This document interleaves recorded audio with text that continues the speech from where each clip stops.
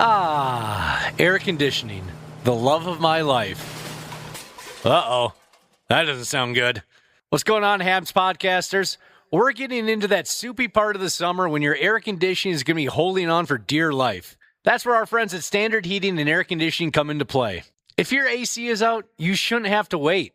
Standard prioritizes homes without cooling, so they got your back. With over 70 trucks on the road, they're ready to make you comfortable fast. That's better. Schedule now at standardheating.com, providing the comfort you deserve since 1930.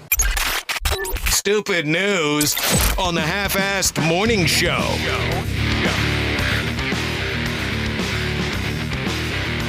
I hear you. Got to get going again with the stupid news report.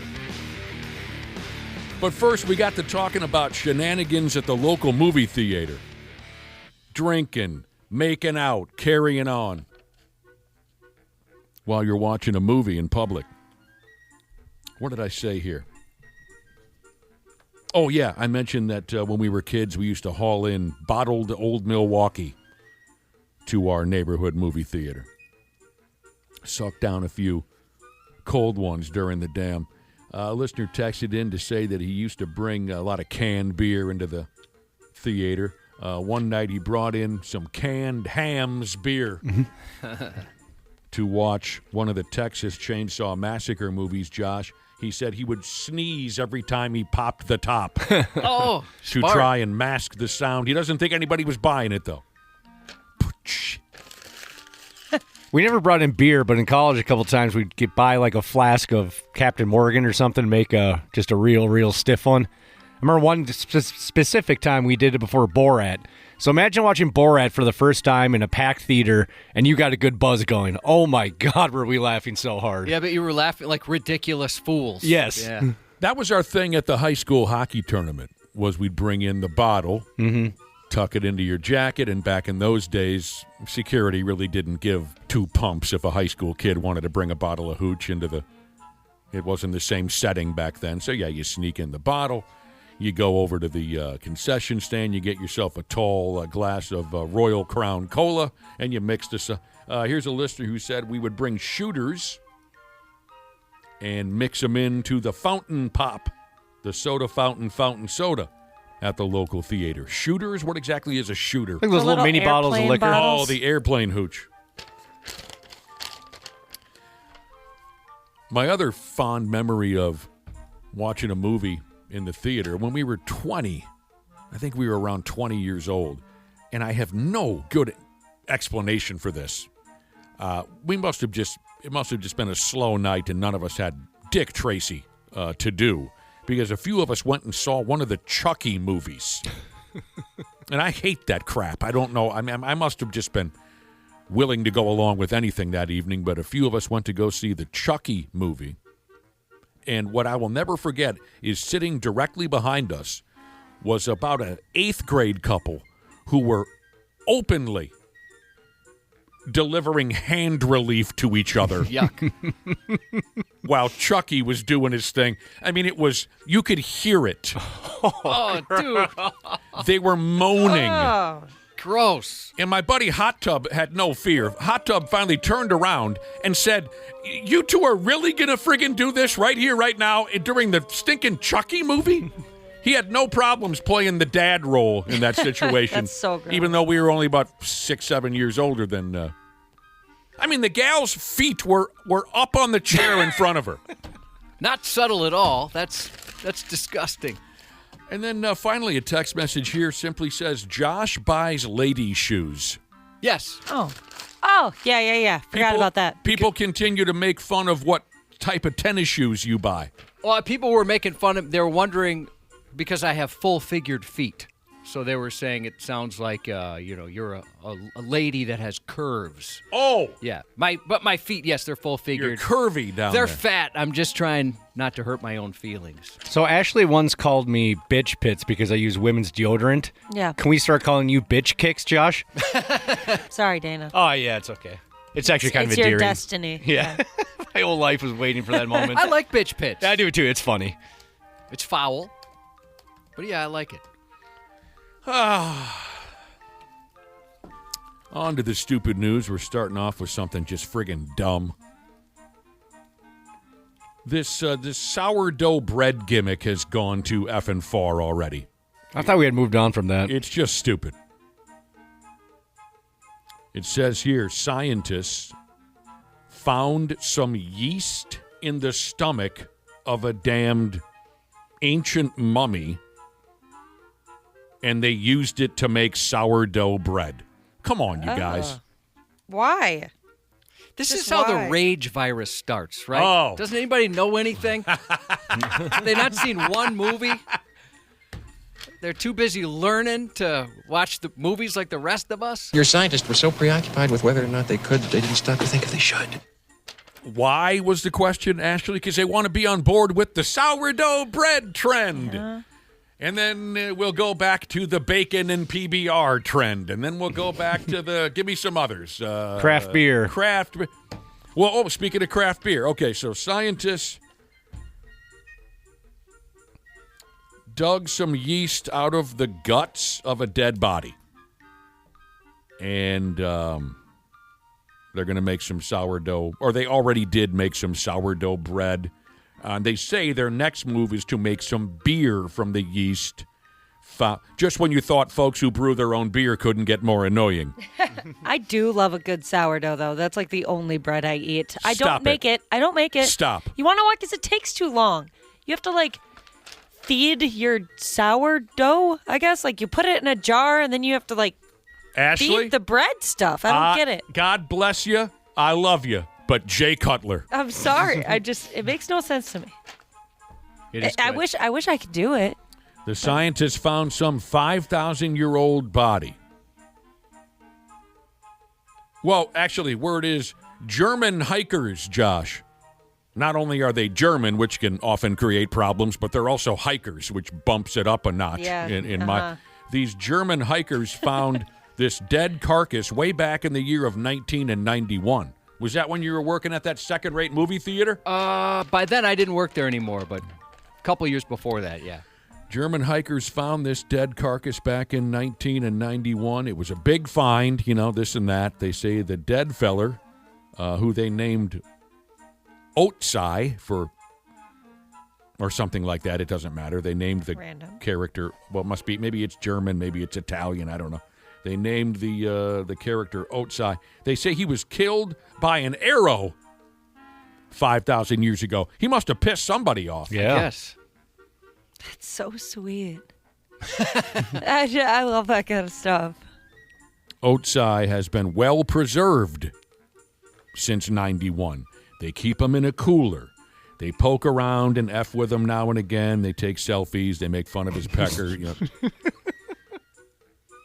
So recently they pried open the freezer with Otsai in there, and they found that yeast in his guts. And apparently the first idea was to scoop that yeast out the ass of the dead carcass, and their first thought was to make bread. These nut job scientists also said they were able to use some, quote, brownish water Yuck. in the dead body to help them make the bread. New guy's in the corner, puking his guts out. They admitted that they found some brownish water, and that assisted the bread-making process. Is there a picture of this bread? I don't know. There's a picture of the mummy, if you want to see. Well, I guess maybe it's not a mummy, but you want to take a look? Yeah. They baked the bread, Josh, and then they ate it. Maybe I'd try it. Like that lady who ate the fly, and everybody loves, everybody digs Raymond. She ate the fly. You'd try that, Ashley? I mean, it's cool. Oh, gosh, no, not after seeing the mummy. You heard him talk about the dead person. brown liquid, right? Yeah, but it made it more real seeing the body. Does the mummy remind you of anyone? When you look at the mummy, does it remind you of anyone? A little bit like my grandma Helen. Oh! Just colorings off. Same build. Same level of decomposition. Your grandma Helen. Yeah, my grandma Helen. Dana, do you remember the cartoon? It's something the Cowardly Courage the Cowardly Dog. Yeah, that sounds right. So this looks like the lady that was in the wheelchair in that TV show. I gotta look it up. Just It's like been a while. shriveled up. Oh yeah. Yes. Here's a listener, mediocre machinist Jesus. He said he learned about this mummy back in high school history class. He says the mummy is, the pronunciation of its name is Otzi, not Otsai. He learned about this sumbitch back in high school, Josh. I remember that now. He had a partner named Halsey. It was Halsey and Otzi. They eventually broke up. They had some hits. I'll tell you right now, you're a rich girl, and you've gone too far. I was in high school in 1991, and Yeah. we never learned about Otzi. Well, you guys were Catholic. I don't think I ever learned either. Catholics don't believe in mummies. Is that right? Right. I don't remember us. I mean, you could make an argument that we do believe the dead can come back. Right, but you don't believe in. So anyone want to put a word in now for that first can of beer they mix up from the rotting insides of a 5,000-year-old intestine? Nope. I think I'd rather buy an influencer's bathwater than I would drink from something like that. If those are the two choices, yeah, I'm with you, Josh. Bathwater. I'd rather drink a dozen different things. What about a jar of flatulence? I've done that, so I'm not afraid. I'm not afraid. I don't I've know. been fooled by one, Ashley, back when Gatorade came in the glass jars. That's so crazy. What do to you me. think you're dealing with a rookie? I've drank a fart. I'm a fart eater. Yeah. Do you think Good to know. You Good think to you're know. talking to a couple of novices? I thought so. I'm You- sorry You for think we assuming. haven't lived? I'm sorry. Yeah, I don't know why they do these silly things. Leave the dead guy be, will you? We're digging around in his ass so they can make beer and bread. That's another one of those things that seems like comes up in the stupid news a lot where somebody has an idea and then you think, how did they must be so persuasive and engaging. You convinced other people, yeah, let's make some bread out of this. I would think they were a psycho. Yeah, I would think that maybe. You're right. I'd be a little uneasy. And I knew this was going to happen as soon as I mentioned that they were going to make beer from the brown fluid that they found in this dead body. I knew as soon as I mentioned they were going to make beer out of it that people would start texting in saying, well, it would be better than this brand of beer or that brand of beer or this. Beats the hell out of a special export. It beats the... I love it. I love that vibe. I love the beer hating back and forth. All right. I find it very interesting how completely different some folks' lives are compared to my own.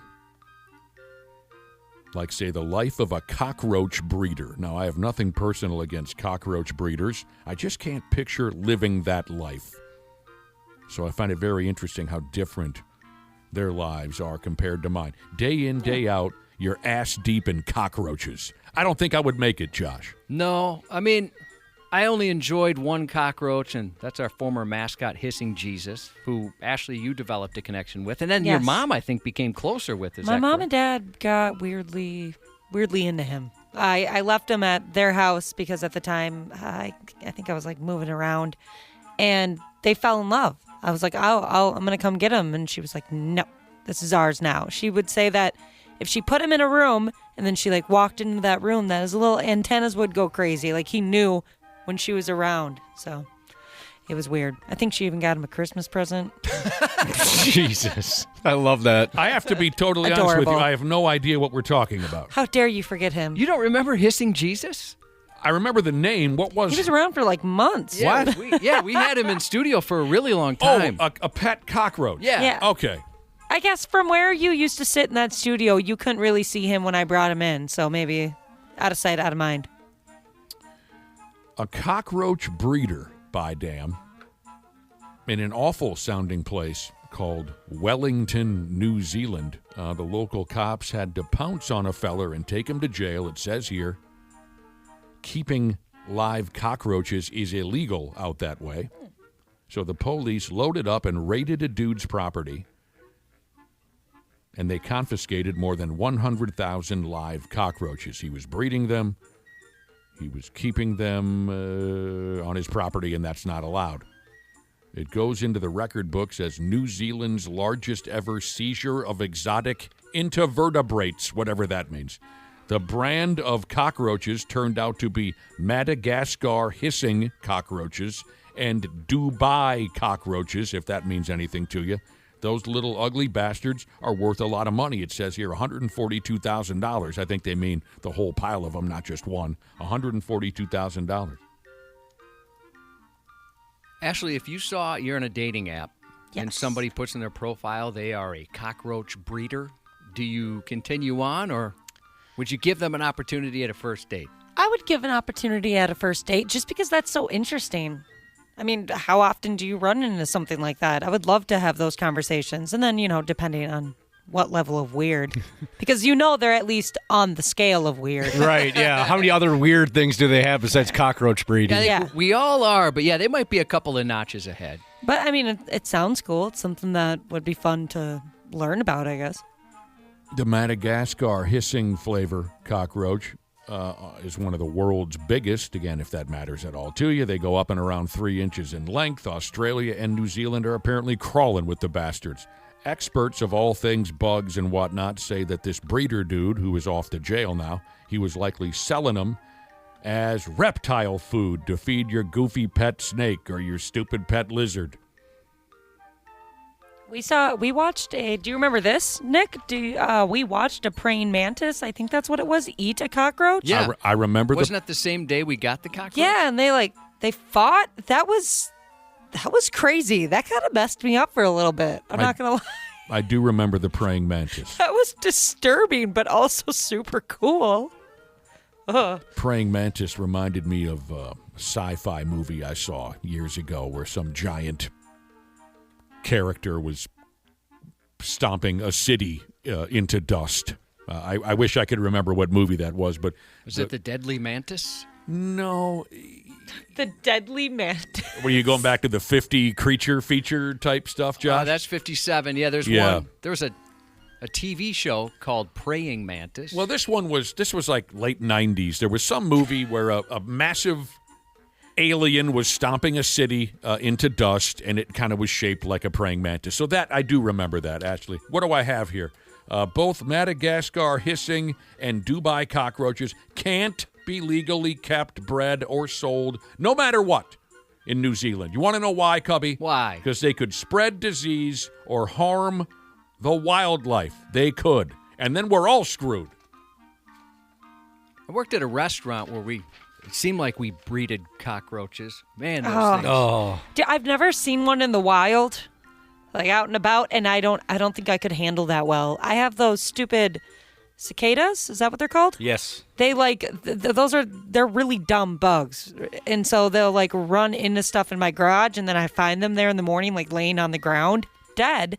But I still I can't handle that just because their legs freaks me out. Those are the ones that you thought it was the sun making the cicada noise? Yes, And then realized it was cicadas making Yeah. cicada noises? I thought that was just what the sun did when it was really hot.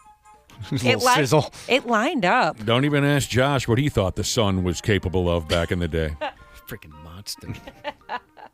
All right, so this is my favorite part of the story. The cockroaches that were seized from Dinkus's cockroach breeding farm, they're going to be euthanized. Wouldn't a boot heel just do the trick? What are you gonna do? Like put them in a I don't know. They like put. a little gas? I'm guessing they put them in a bucket and put it in some kind of chamber and turn on the gas. Yeah, because you're not gonna sit there and like inject every single one of them with like a little We can't just use drug, a right? Like a tiny electric chair? Yeah, that's what I'm thinking. 6-7 guys wearing cowboy boots couldn't handle this. We gotta. They're going to be euthanized. Why don't they just feed them to lizards and whatnot? Yeah, I feel like that's a huge I waste. thought that's what they did with those things. Or we learned a praying mantis would take care of that. Here's a guy who knows some things about bugs. Poop foot Jesus. Are you talking about cockroaches here? He sent a text that says they come out of the ground, they mate, and almost instantly die. They aren't dumb. Oh, maybe they're talking about cicadas because I said they were dumb.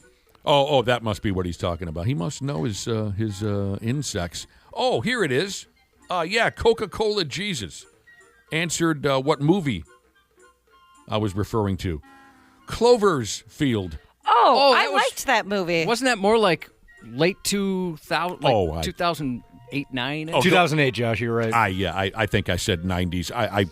You could have given me all day to try to. I guess they do look like praying mantises. I didn't I see that. had It no was terrible. idea that's what you were talking about. I Awful. heard it wasn't very good. Absolutely. I liked it. There was nothing likable about that movie. I can't explain this guy. I'm not sure anybody could. An old timer in friggin' Hong Kong. They call it Hong Kong. He's a 70-year-old at this point. He did something really, really odd. See if you can follow this. He grabbed a steel elevator door from his apartment building's lobby. So a steel elevator door had been delivered to his apartment complex. Big fat ass steel door. They were going to repair the elevator doors. Dude grabbed one of the doors, dragged it on up to his apartment, and then he took to attacking it with a chainsaw. Does he not want the elevator to be safe? That comes off a little strange, don't you agree? I totally agree. Maybe he's encouraging folks to up their step count every day. Yeah, get your cardio in. Word is an elevator technician guy was working on replacing the elevator doors in the building. Dude took a smoke break. And Dinkus grabbed one of those doors when nobody was looking, and off he went. Next thing you know, he's priming up his Husqvarna or his Echo or his Steel or his Makita chainsaw. God help us, I bet that made a racket. Once dude started going all Jesse James Dupree on a steel elevator door That's what I was thinking too. in his little apartment. Oh, dude, I it's bet like nails on chalkboard. The folks that lived in the complex with him said they thought it was Armageddon. It was so I friggin' can loud. see why. Yeah. It must Or have been like- incredibly loud. Have you guys ever, obviously everyone's done this, when your fork slips when you're eating and it like scrapes your plate? I imagine it's just that times 100. They thought the whole building was coming down. Folks kicked down the door. They stopped this old guy from likely accidentally cutting into an artery in his leg or something. He was having such an odd tantrum up there. They tackled him to the ground. They beat the piss out of him, and he was arrested. No one has a clue what the hell got into the guy. Who in their right mind acts like that? And why? I know. Nobody knows. Is no one asking why he has a chainsaw, this listener said? I was when thinking- he lives in an apartment? I was thinking it must be like he must have a job doing something where he requires a chainsaw. I would hope. Otherwise, yeah, he's a psycho. Maybe he's just bat bleep crazy. He's a murderer. Oh, he definitely is. There's evidence there. I've No, never been it- so mad. I've never been that mad at a door.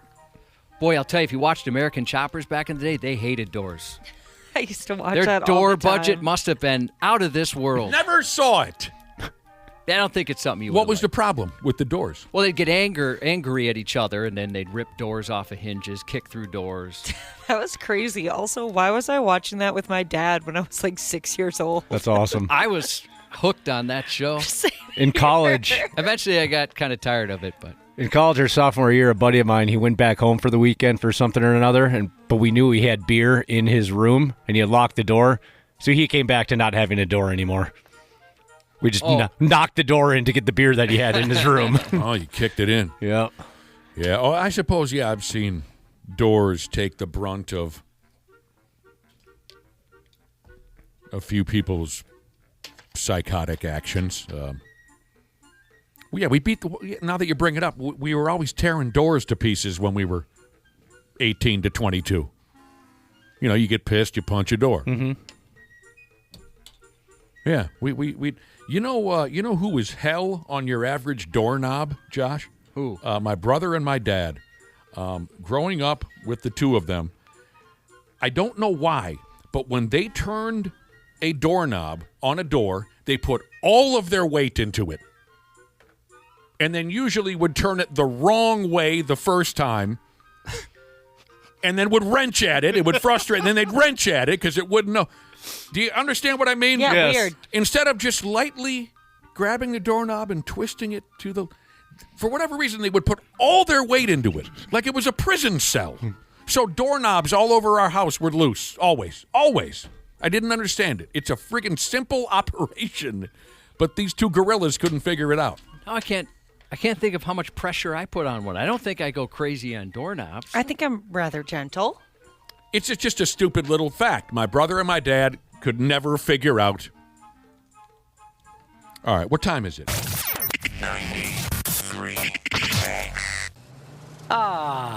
Air conditioning. The love of my life. Uh-oh. That doesn't sound good. What's going on, Habs podcasters? We're getting into that soupy part of the summer when your air conditioning is going to be holding on for dear life. That's where our friends at Standard Heating and Air Conditioning come into play. If your AC is out, you shouldn't have to wait. Standard prioritizes homes without cooling, so they got your back. With over 70 trucks on the road, they're ready to make you comfortable fast. That's better. Schedule now at standardheating.com, providing the comfort you deserve since 1930. Years of hard work, and now you've got pain in your back, your shoulders, your knees, maybe your joints. You need help. Randy Shaver here with the answer. Dave Bialke. He's got over 30 years experience in getting workers' compensation benefits for people just like you. Don't suffer. Call Bialke Law today. 763-571-2410 or go to bialkelaw.com. That's BIALKE law.com. And it spells relief for you. What would you do if your online store converted 36% more shoppers? You could take 36% more vacation. Another pina colada? Yes, please. Open a new retail location with 36% more square feet. Fantastic. Hire 36% more help. You're hired and you're hired. Shopify has the world's best converting checkout, up to 36% better than other e-commerce platforms. What you do with those extra sales is up to you. Switch to Shopify today at shopify.com/listen and get a $1 trial. Shopify.com/listen. Half-Assed Morning Show 93X. All right, we are joined in studio today by our longtime pal, C. Willie Miles. Welcome back to the Half-Assed Morning Show, and what a hell of a crowd. Weird. What a crowd you've proven to be this morning. I didn't think you could do it. What? I didn't think they could do it, Cubby, but by God, or your name isn't Cubby, your name is C. Willie. I'll be whoever you need me to be. Make get through the morning, brother. I had my doubts, but we got a great crowd out there after all. C. Willie Miles, let's bring C. Willie in on a couple of things we've covered so far this morning. C. Willie, have you ever noticed just how enormous a set of ears Oh, jeez. Josh has hanging off of his skull? I have. God darn it, are you serious? I have seen them, and Wow. and I've not. I'm just saying, man. I mean, it's not like you can't see them. Yeah. You know, they're there, and they're pretty, as my wife would say, pronounced. Well, They're this pronounced. is news to me. I just learned this yesterday from my 14-year-old who's making fun of me, Right. saying my ears stick out too far. Poor Right. Josh. But just so you know, there's like there's no difference with your earphones on and your earphones off. Same energy. Same energy. Well, see, Willie, I was telling him earlier, I was asking him how much money he has to pay to get custom headphones made to Right. cover They're those like, things. They look like big pink satellite dishes. Josh, have you seen some of the pictures that our listeners have been creating on their own and then sending to the radio station? Oh, no. A few of them have been texted in where you have giant elephant ears hanging off the... no, shoot, I missed those. Ah. Oh man, His kid pointed it out the other day, and then that's funny. Man, my kids are dicks. I'd never noticed it.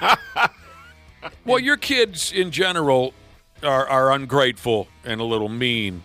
They, to they're my you. biggest tormentors. Is that right? They point stuff like that, and I've never noticed. Nobody's ever told me. I'm Mount Rainier over here, apparently. Oh, it's all a bit. I don't even care. Although it's weird. They because- are pretty big. They are pretty big, but we're exaggerating it for comedic purposes. Right. It's been a lot of fun this morning. See, Willie, they've been mean. They said, like, my ears... My son brought this up last night, too, saying it's a good thing I work in radio so I can help with the Cover 'em reception. up. And they're saying, like, if I turn my head in certain ways, I can noticed affect- that your ears, which sort of act like satellite dishes, which absorb the signal from our tower in Shoreview, I noticed this just today when your ears came up into the conversation. When you turn your head a certain way, we kind of start to lose our frequency. I think they're messing with me. But I've been keeping my head straight so it doesn't happen. You have been just in looking case. directly straight into the microphone ever since we brought this up. Hilarious. Do you want to try moving your head one way or the other? Well, I don't want to upset anybody. Well, you're not going to upset anybody. I mean, Which way's worse? I'll look that way and see if there's any. go left first. Left towards C. Willie? Yes. All right. No, bring her back. Bring it back. Yeah. Yeah. I Let's heard that. try. Let's try to the right. Okay. This is unbelievable. Oh, that's even worse. That's even worse. I don't hear it. Do you have any fillings on one side of your mouth or anything? I don't hear it. Fun fact, I've only had a half a cavity. So just one half filling. You are very Lucky. That's healthy. all that is. You're very Wow. orally healthy. All right. Also, something that we covered earlier, C. Willie Miles. Do you remember the trend about 20 years ago where you had to have, in your motor vehicle, you had to have the bass so over-the-top loud that it would rattle My God, yes. the neighborhood to its core? I had a Nova that had the boomer in the trunk. When I tell you, when I hit the bass on that bad boy, So you were one of those drivers who wanted the whole county to know what song you were listening to. absolutely. This got brought up earlier. I don't remember exactly how or why. But that drove me up a wall. I could not stand hearing every loose screw in that motor vehicle Just rattling. rattle, baby. Rattle. Well, but here's a text that came in on the topic, and then we can move on. The loud car stereos with all the bass. Who is this? Offended Millennial Jesus says, as long as the car stereo is loud enough to drown out my scream crying, that's all that matters. Yeah. Cubby. Oh, no. Josh. I dropped a pen. I He missed went. out. Some bitch bent over to pick up a Yeah, I pen, dropped my pen. and we Lost signal. the scream crying in the car. That's funny. I hope you're really not scream crying in your motor vehicle, but your text was. You ever spotted that while driving down the road? Someone in the lane been next me. to you? Have you? Just in the yeah. rearview mirror. You know, It's the there best was a- place to cry in your car. There was an old band in the 90s, wasn't there, Josh, called Driving and Crying? Yeah. Are you a drive crier? What's going on? Oh, yeah, 100%. What's causing you to drive cry? I don't know, just life in general. It's been a minute. Like how? Maybe how I'll do it often? today. I hope not. Jeez. I don't know, maybe at least like once or twice a month.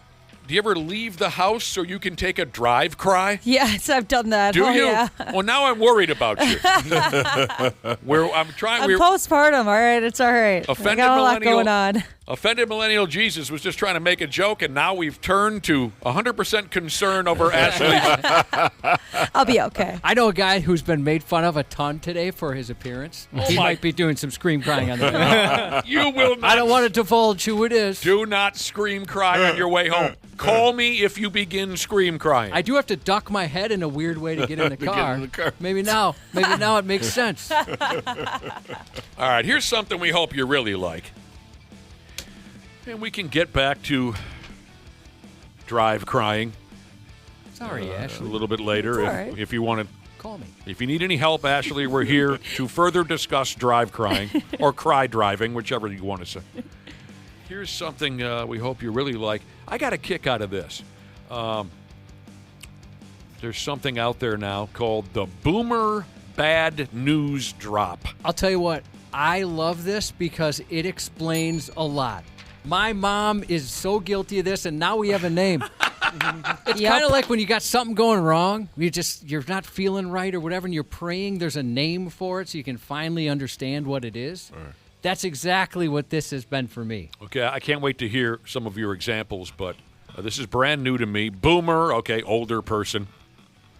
This is a conversation on how apparently older people are not subtle at all when they dump bad news upon you. They're very abrupt about it. They don't warm you up to it. They don't soften you up to it. Old folks just burp, drop the bad news. Donnie is dead, right? Yep. So this has become a conversation. This is a thing. It's called the Boomer Bad News Drop, where younger people think that older people need to be a little more sensitive with their bad news. My mom does this all the time. Yep.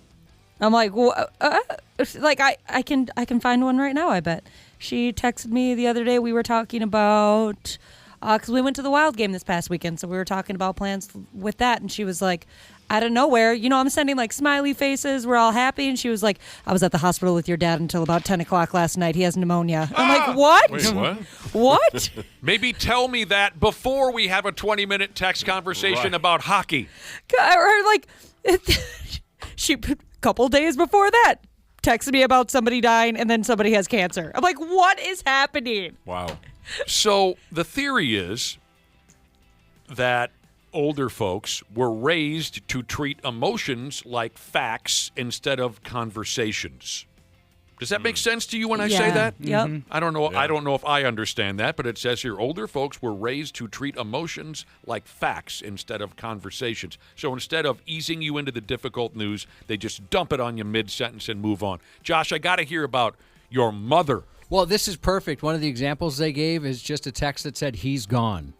And then where you're totally confused, you're worried, like, what are you talking about? Who's gone? And then you have to have a follow-up, text. It's always a text. Really? It's that obscure? It's that, what's the word I'm looking for? Yeah, it's just like mysterious, Mysterious, right? Yes. Or your, I don't want to throw any names out. I don't want to jinx anything. Your uncle so-and-so just died. Okay. Well, wait a minute, I didn't even know he was sick. Yeah. But usually it's kind of a mysterious text from like, well, who's gone? What do you mean gone? That type of thing. Because sometimes gone would mean dead. Other times it might mean they just left to go grocery shopping. And just letting you know in case you wanted to stop by. Right. It all makes sense to me because, my folks, there was a hardness to them. There was no playing around. No reason to soften you up. They just give it to you straight. That's on all different subjects, and death or sickness was one of them. Something about that generation's approach is different than maybe people from Dana Ashley's generation, younger people. C. William Miles, where do you stand on this? Like, if you have to tell your children, who are now grown, of course, if you have to tell them some bad news, are you very straightforward with it? Pretty much. Yeah. Yeah, I come right out. I've never been a candy coder. Yeah. I'm pretty straight because you're right. My mom and dad were like that too, and my uncles was like the worst. Like they were the kind of people like there is like telling you, and then they're just like surprising you with it. You know what I mean? like Ashley described, out of nowhere. Right, out of nowhere. Like we weren't even talking about that. Like I remember my good friend Charlie Walker, who was a comedian. They quit having family reunions because his uncles would get drunk, and like they would say stuff around the table like, that's not your real daddy. Like, wait a minute, hold it. It's Thanksgiving. What that boy need to know? If you need a kidney, that man can't give him to him. Your uncle, that's your daddy right there. Wait a minute, you all know who it is. What else I noticed about my folks is, a death in the family. Right. They didn't even want that to affect your plans. And if that didn't make any sense, I'll just give you an example. One night I was out to dinner, and my phone rings. It's my mother. I said, "Yellow," and she said, "Oh, are you out?" And I said, "Yeah, I'm out having dinner. What's up?" "Oh, no, don't go back to having dinner. Right. You can talk to me later." Exactly. And I said, "Well, you sound like there's something." And she, "Well, your aunt died today." But just go back to your dinner. You can call me later. I said, "Well, no. What do you mean? What happened?" The truth was, my aunt, her sister, died in front of her. Right. It was a sudden stroke or heart attack, and she died right in front of my mother, and my mother did not want to interrupt my dinner. Right. And I said, "Well, Jesus Christ, I'll call you right back." There was just something different about the way Another good example, then we got to take a break, was an older guy that I used to drink with all the time. He's passed now a couple of years ago. But this is 7-8 years ago. I hadn't seen him in a while. He walks into the Legion. I immediately sit down with him to have a beer. And, hello. what's been going on? Nothing. You know, your bland general greeting. And he says this, exactly like this. He says, you remember my sister, Jenny? And I said, yeah. And he goes, she's dead. So how's your folks? Oh, my gosh. Wow. He just dumped it out of nowhere. My sister is dead, and then wanted to ask about me. It's just a different kind of a vibe. So I guess the whole boomer bad news drop is this thing where younger people are asking older people to be a little more sensitive with their bad news. So your mother, you're saying, Josh, is a boomer bad news dropper. Yeah, but there's just not a lot of details, you know, Right. where it's like this shocking thing, and you're like, wait, what are we exactly talking about? Because sometimes it could be real bad, and other times it's just so nothing that it didn't require a text that dramatic. I like that. Lot of That drama. she makes you wonder. She doesn't give you enough context. Yeah, it's just drama one way or the other. And if it's so bad, see, now, my folks never learned to text. They were not texters. Your mother is a texter. If it's so bad, why not give you a normal telephone call? Right. Yeah, good question. Yeah. It's fun when you have. You ever give her some of that back? Maybe just give her a subtle text about death or something? I should do that. Just some sort of dramatic Just say, statement. they're all dead. Yeah, they're all dead. What do you mean? Well, The Walking Dead, right? It's Right. zombies that are coming back. Text her tonight with the text that just says, there's so much blood. And then just let it. What were That's you saying? about right. I'm sorry. So, yeah. No, I forgot. Well, I know we're running late, but I was going to say my wife's kind of the opposite of she has such a build-up to things Right. where you're getting more and more stressed. Like she's talking about, okay, there was an accident today, and your son was involved, and she'll start going. I'm like, is he alive? I'm trying to cut her off. Like, Yeah, I'm the same way. so now I've trained her. Well, the first thing she'll say is, okay, everybody's okay. Right. Yes. But here's what Exactly. happened. That's how I approach it. If there's ever something like that, Yep. I start the conversation by saying, before I say a word, everyone is fine. Right. But Donnie, Ronnie, That's and the way to Stevie do it. fell out of a roller coaster today. But make sure you establish right away Right. that nobody's dead, no one's in the hospital, but Yeah. it's all in the delivery, they say. World-class entertainer, he knows right. that. It's all in the delivery. All in delivery. I'm going and to context. text my mom that says, "Oh no, I think Nick killed him." Now, what do you mean? Oh, he got C. Willie laughing so hard, I thought he was going to die. It really is a fun concept to talk about. I was really happy to see that cross my path this morning. Yeah, I was pleased because now we got a name for it. The boomer bad news drop. There's a term now for how insensitive some older people are when it comes to bad news. They're very abrupt about it. They don't warm you up to it. It's called the boomer bad news drop. BBND. The BBND. Here's a listener who texted in and said, yes, the boomer bad news drop, funding therapists for Gen X kids since 20 and 15. I never knew it had a name, but it's true. I know my parents had a hardness about them. Death, a conversation about someone dead or dying was delivered no differently than informing you that they got a new car. Yeah. That's just how they... Here's a couple of text messages. A listener says his mother calls him one day. She's way up in northern Minnesota, and she says, Dad's gone. And I said, what do you mean, off to the store? And she said, no, he's dead. And he said, you could have warned me about that. I'm on a ladder, Mom. Dad's gone. Softened it up a Okay. little bit. He's gone off to where? Well, he's dead.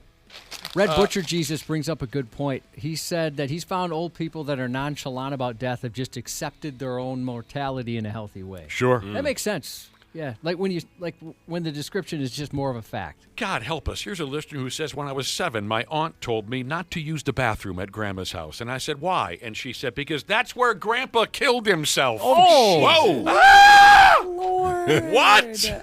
Holy! I'm 7! How's therapy going? Grandpa killed himself on the toilet? I'm only 7. Right. You could have told me because there was a poo-poo on the floor. Right. You didn't have to tell me that.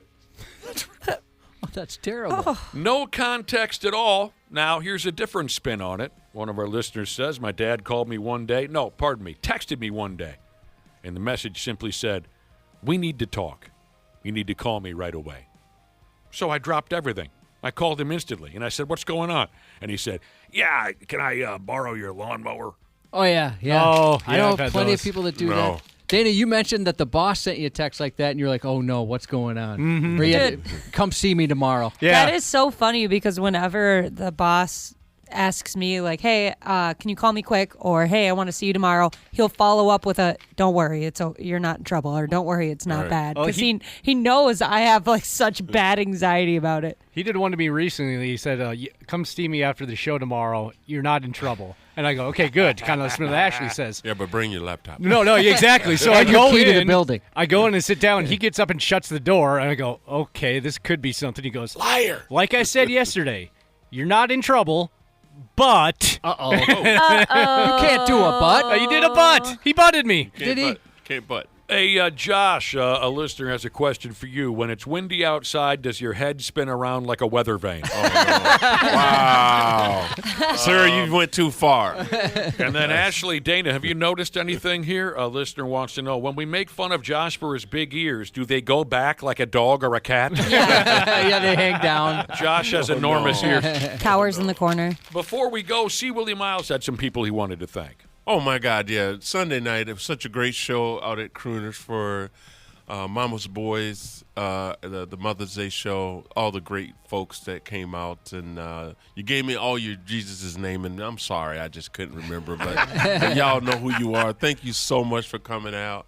I really always appreciate the love that you guys show me. And I'll be there again Wednesday night. That's tomorrow night. Yeah, tomorrow. So I'll be there.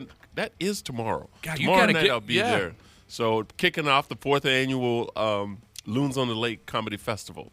That's where we got 40 comedians coming from all around the country competing for $10,000. Wow, on a Wednesday night. No. It's going to be different comedians every single night. Then you go on into the final semifinals, quarterfinals, finals, and then Saturday is when they'll do the top 4, I think. Cool. And then you and then that's where the $10,000. $10,000, Yeah. but it begins tomorrow night. Yeah, but I'm headlining on Wednesday night. So there's a different headliner every night from around the country as well.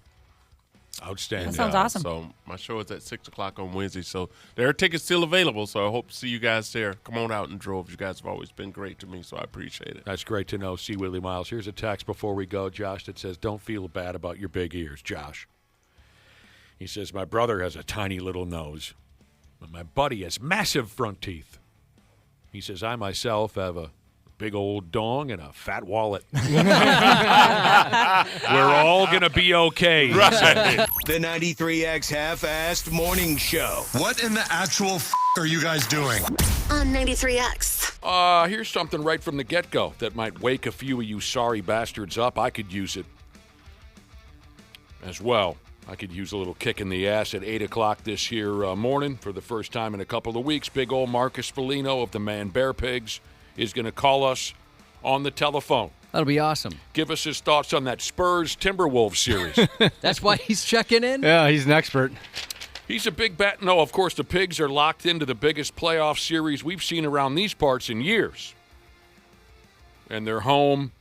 They're getting ready for Game 3 against the Colorado Avalanche. This is our chance to coach Marcus up a little bit and see if we can help the boys get back into the series. I'm very happy that he's able to, share some of his time with us. This is very important. Yeah. This is what he does for a living, isn't it, Josh? It is. You're right, though. Especially in the playoffs, sometimes with the teams, they don't always give us permission to talk to them. I'm surprised. They get a little buttoned up. Yeah, they do. But with 6-7 days off between Game 2 and Game 3, he's found the time. No, this should be fun because, obviously we want to know his thoughts on what's going on with the team currently. Talk about his goal. That was fun to watch. In the Dallas series? Oh, no, the breakaway goal. Yeah, the breakaway goal where he took the net out and everything. He scored so many goals. We've yet to congratulate him on the Dallas series. So, Marcus, 8 o'clock in the morning. Oh, man. Oh, also, our veterinarian pal, Dr. Andrea Johnston, is going to swing by later to talk about your damn dogs and cats. Our two coolest guests in one day. What a treat. I know. Yeah, that's a good way to spend a Thursday, isn't it? Yeah, this is going to make the show go by fast, make it fun. It's going to be awesome. I do have a question for her. Maybe I'll ask it off air, but we brought our dogs in to get their nails done. You know, they like to get a little mani-pedi every once in a while. Yeah. They're bougie. And one of our dogs, he's a new dog to us within the last year. And we brought him in to get their nails done before. There was never really an issue, but for whatever reason, they brought him back out. They take him behind the scenes. You know, that's where they do it, I guess. Mm-hmm. And they brought him back out, and they're like, yeah, we couldn't get to him because he expressed his anal glands. Oh. Apparently, and I didn't know dogs could do that out of fear or anger or whatever that was about. I thought it was just something that happened. Well, I can relate because I did the same thing last time I got a mani-pedi. You expressed your anal I glands? did, yeah. I got a little nervous. Your anal glands are quite expressive, though. they can be. This is the first time he's done that. You Weird. know, So the he's never veterinarians- done it at our house or anything. They couldn't get near him because of the smell? Well, I don't know if they just were saying it wasn't a vet. It was like at a pet store, right? Oh. Their little grooming department. Groomer. Yeah, so they just came out and said, hey, we did our best. He kind of got nervous and expressed his anal gland, so we gave up. I didn't know that was a thing. You know, I knew skunks did that. I know that one of my dogs, when she has to go to the bathroom, it's like sometimes, yeah, that's got to be the case because usually after she goes to the bathroom, it helps. But you can like smell that, like the anal gland smell. Oh, it's awful. I mean, luckily I wasn't a part of this last one, but It lingers, too. It does. Anybody who's had that happen or been around it, they know. Just that weird, chemical, powerful smell. It's terrible. I felt so bad that our dog did that to them. They were cool about it. As cool as you can be when that happens. Well, I'm sure I'm not the only one who notices. When you walk into a dog groomer's office, it smells terrible. Oh, it's awful. Yeah. In there. Yes, but It's a wet dog. Wet dog. Yep. I kind of like the smell of wet dog. Dog Oh, I hate farts. A lot of it is those anal glands. Anyway, so Dr. Andrea will be swinging by at 8 a.m. Oh, trimming nails. Real quick. We'll have plenty of time later to talk about dogs and whatnot, but when I was a kid, we had a chocolate lab by the name of Babe. She Good was name. sweet character. Unfortunately, she died quite violently No. when she was hit by a snowplow. But anyway, Yuck. when my dad would trim her nails, there was no taking the dog to the groomer when we were kids because that That costs money. that cost more than $4. My dad would trim her nails with a pliers in the garage. It was the ugliest thing you'd see. Pliers? Really? Yes, it was the ugliest thing. It was the saddest thing to watch. Couldn't even get some dang nail clippers. Nail clippers. Got a perfectly good pliers in the toolbox over here. What in the redneck type of... Dude, I'm picturing all rusty, too. the old man would take his shirt off and go, come on, into the garage. I don't know why he had to take his shirt.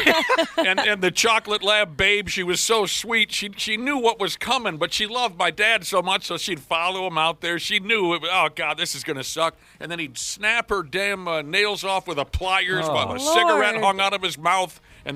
But you know how labs are. She hated him for it, but 10 seconds later, she'd be sitting right next to him going, I love you so damn much. Yep. Oh, yeah. Despite the fact that I just bled all over the garage for you, I love you very... We had labs growing up, and we could do our own, the nails just fine. It's these bigger dogs, it's a little more difficult. What did my Dude, buddy... yeah, I could do anything to my lab, and she would not care at all. A buddy of mine used to say about Labrador retrievers, he could say you could break a broom over the top of their head, and they'd look up at you and say, hey, I hope it doesn't cost too much for you to get a new broom. You know? Yep. Sorry about that broom.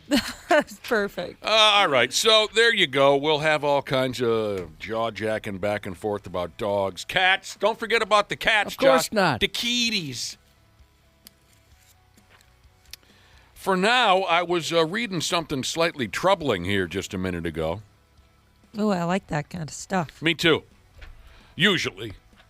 Maybe I'm not so excited about this one.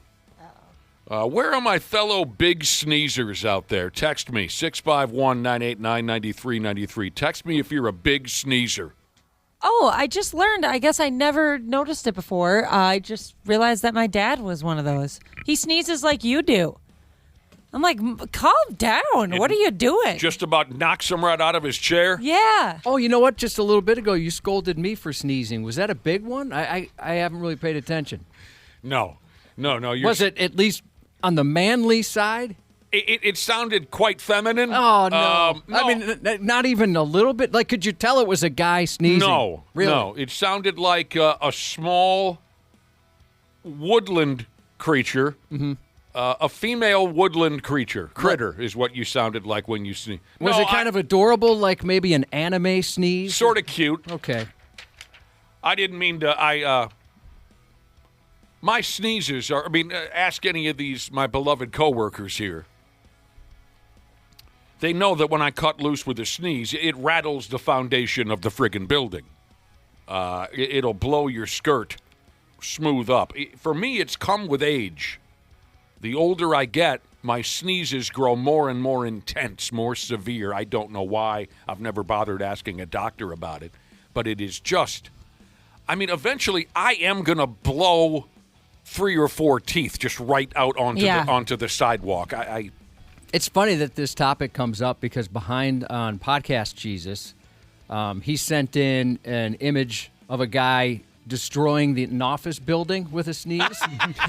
And the headline is, Loud Office Sneezer Triggers FEMA Disaster Response. You could probably do that. Dude, I wish you did work in an office where it's nice and quiet, everybody's typing, talking quietly, and then Nick's sneeze just interrupts everything. I would be unpopular in that office building because, it's sudden and it's scary. Loud. It's somewhat unsettling and frightening. Okay, the text machine is rolling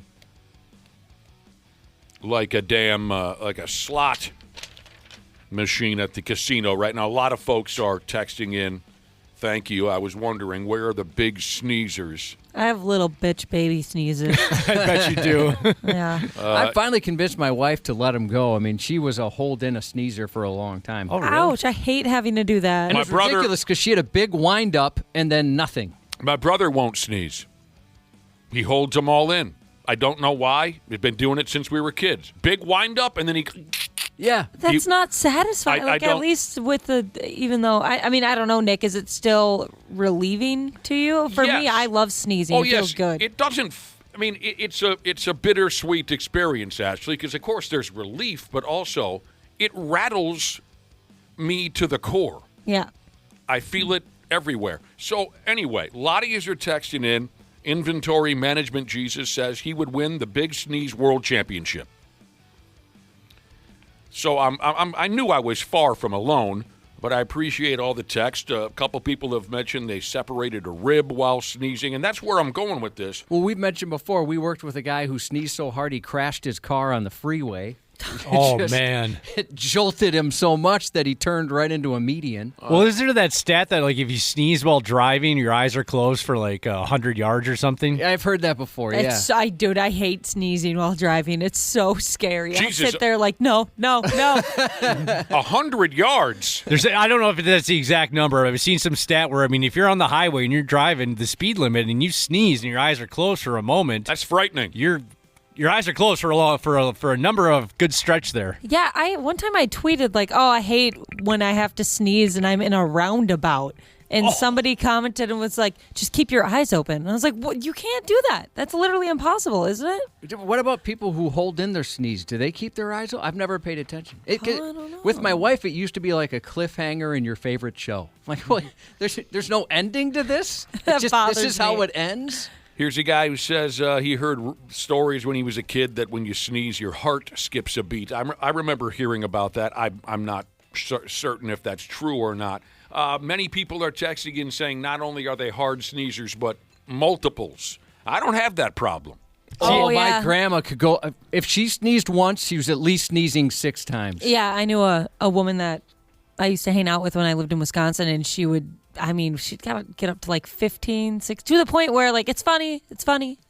Big All right, now sneezer. stop. It is funny because with my grandma, one of my uncles would count them, and she'd try and swear at him in between to get him to stop, but she couldn't even really get it out. It was a lot of sneeze, damn it, Michael, sneeze, and then my Uncle Mike is counting each one. Yeah, I'm a chain sneezer as well. I don't sneeze often, but when I do, I get them all out at once, and it's about 10 to 12. And I think, Nick, I'm like you, where it's usually just one, and then that's it, but apparently yours are more power. Big sneezers everywhere texting in. No, I've never had a problem with the multiples. A lot of that is allergies. I know that for sure. People and for me personally, I know I've said this a million times, but if someone sitting at the bar across from me goes through multiple sneezes, to me, that is comedy gold. Oh, I agree. don't know why it strikes me the way it does, but I buckle over with laughter. There was a gal a number of years ago who could not stop sneezing at the YZ American Legion. The faces she was making, the desperation in her eyes as she pumped out somewhere around 17 or 18 in a row, I felt like I should have paid at the door to see that show. I think it's I've had that happen maybe a couple times, only 3-4 in a row. But you get so frustrated with yourself, so that's why it's funny, I think. They say 3 is good luck. Oh, I hadn't heard that. Yep. 80s made me, 90s raised me, Shiza said her husband sneezed so aggressively he gave himself a hernia. Yeah, and that's where I'm going with that. That's why I brought it up. What has me worried is all these stories I just got done reading about big sneezers dropping dead by the dozen. Where is this? Here it is. Somebody must have tapped into one of those medical records type of things. There's a gimmick I'm missing here, but someone put together a list of sneezing horror stories. Some of them are horror isn't a good enough word to describe, strong enough word to describe some of this. I think I remember this one where a dude sneezed so hard he was fresh from abdominal surgery. Okay, well, that kind of makes sense. If you're a big sneezer and you just had abdominal surgery, yeah, I imagine the doctor probably told him, careful with everything. Well, so the guy sneezed fresh out of abdominal surgery, 4 or 5 days prior.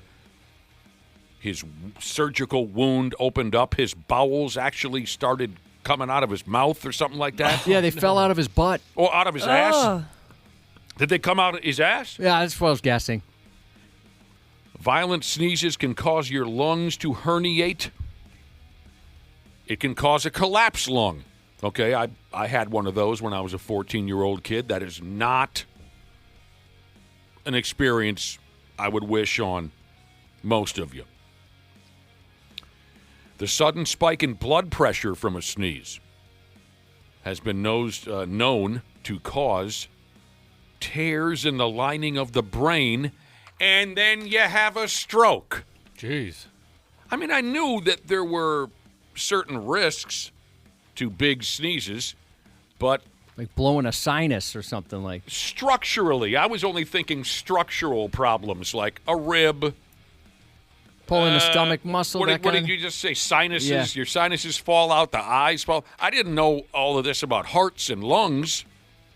Boneyard Jesus said his dad holds the family record, 36 sneezes in a row. Oh, my God. 27's the most I ever saw. Apple River, 1984. But we're here. We're sitting here now talking about tears in the lining of the brain. Tears in the heart, which will kill you. Smooth. Boom. Like that. From a friggin' sneeze. A hard one. Fractured bones around the eyes. From the force of the skid steer operator Jesus had staples ripped out after having his appendix taken out when he sneezed. He sneezed the staples out. Oh no! Boom! They fell right down into. What does this say? Broken bones in the face. Yeah, you snap a bone in your eye socket from a hard sneeze. You can fracture bones in your ear when you sneeze. And then you know what happens, Josh? What? You go deaf. I saw someone crash their face into a table once while sneezing. They were trying to sneeze towards the ground. They got a little too close, and they headbutted that table pretty good. Like that kind of a This is not good for my, what do they call it in the business, my life expectancy. It still says here in this frightening article about the dangers of hard sneezes, it still does say it's better to let her ride than to squeeze and hold that pig in. That's where I've heard problems can happen. That's what I was telling my wife, like, your brain's going to explode if you hold these things in. Here was a guy in Scotland, And I know what you're saying. Probably had it coming when you consider where he's from. There's some other factors involved, I'm guessing. This Scottish guy tore his windpipe. His windpipe tore open for him because he held in a sneeze. Oh, for Pete's sake. He closed his mouth and pinched his nose at the same time. I've seen that before. What? I've seen somebody do that. Too Yeah, loud. they try and stop it. Oh. They pinch their nose and try and stop it. Well, this guy's, his throat exploded and his windpipe disintegrated and fell down into his stomach. They had to pull his windpipe out of his stomach. But can you imagine? I mean, that first one's the worst. Sneezing your bowels right out. Yeah. Oh. They fell out the ass. I hate that in movies when somebody's holding their guts in. You know, they get Me injured too. in some way. That's always disturbed me. You ever see The Toxic Avenger? No. All right. There's good news, it says here. I'd like to hear that. Oh, okay. This is good news on an urban legend. Which ones did we cover already? That the heart skips a beat. I don't know if that's true. The other one was you close your eyes while driving. And Dana said when you close your eyes while sneezing behind the wheel, you'll go 3/4 of a mile. And you... I looked it up. It's actually 50 feet. I grossly overestimated. That's enough to get in a car wreck. Yeah, men do that with size, so don't worry about it. That's a good point. When it comes to length, that's what we're supposed to do. 50 feet, that's enough to kill somebody behind the wheel. Anyway, there's an old urban legend that, if you sneeze with your eyes open, okay, right? We were talking about that too.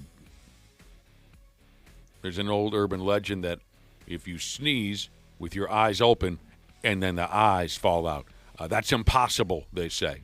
So don't fear that. Don't fear. I felt that pressure behind the eyes, though, during a sneeze, where I worried about it. It says here, Josh, you know this, your eyes are anchored by muscles and nerves, and your airways aren't connected to the eyes.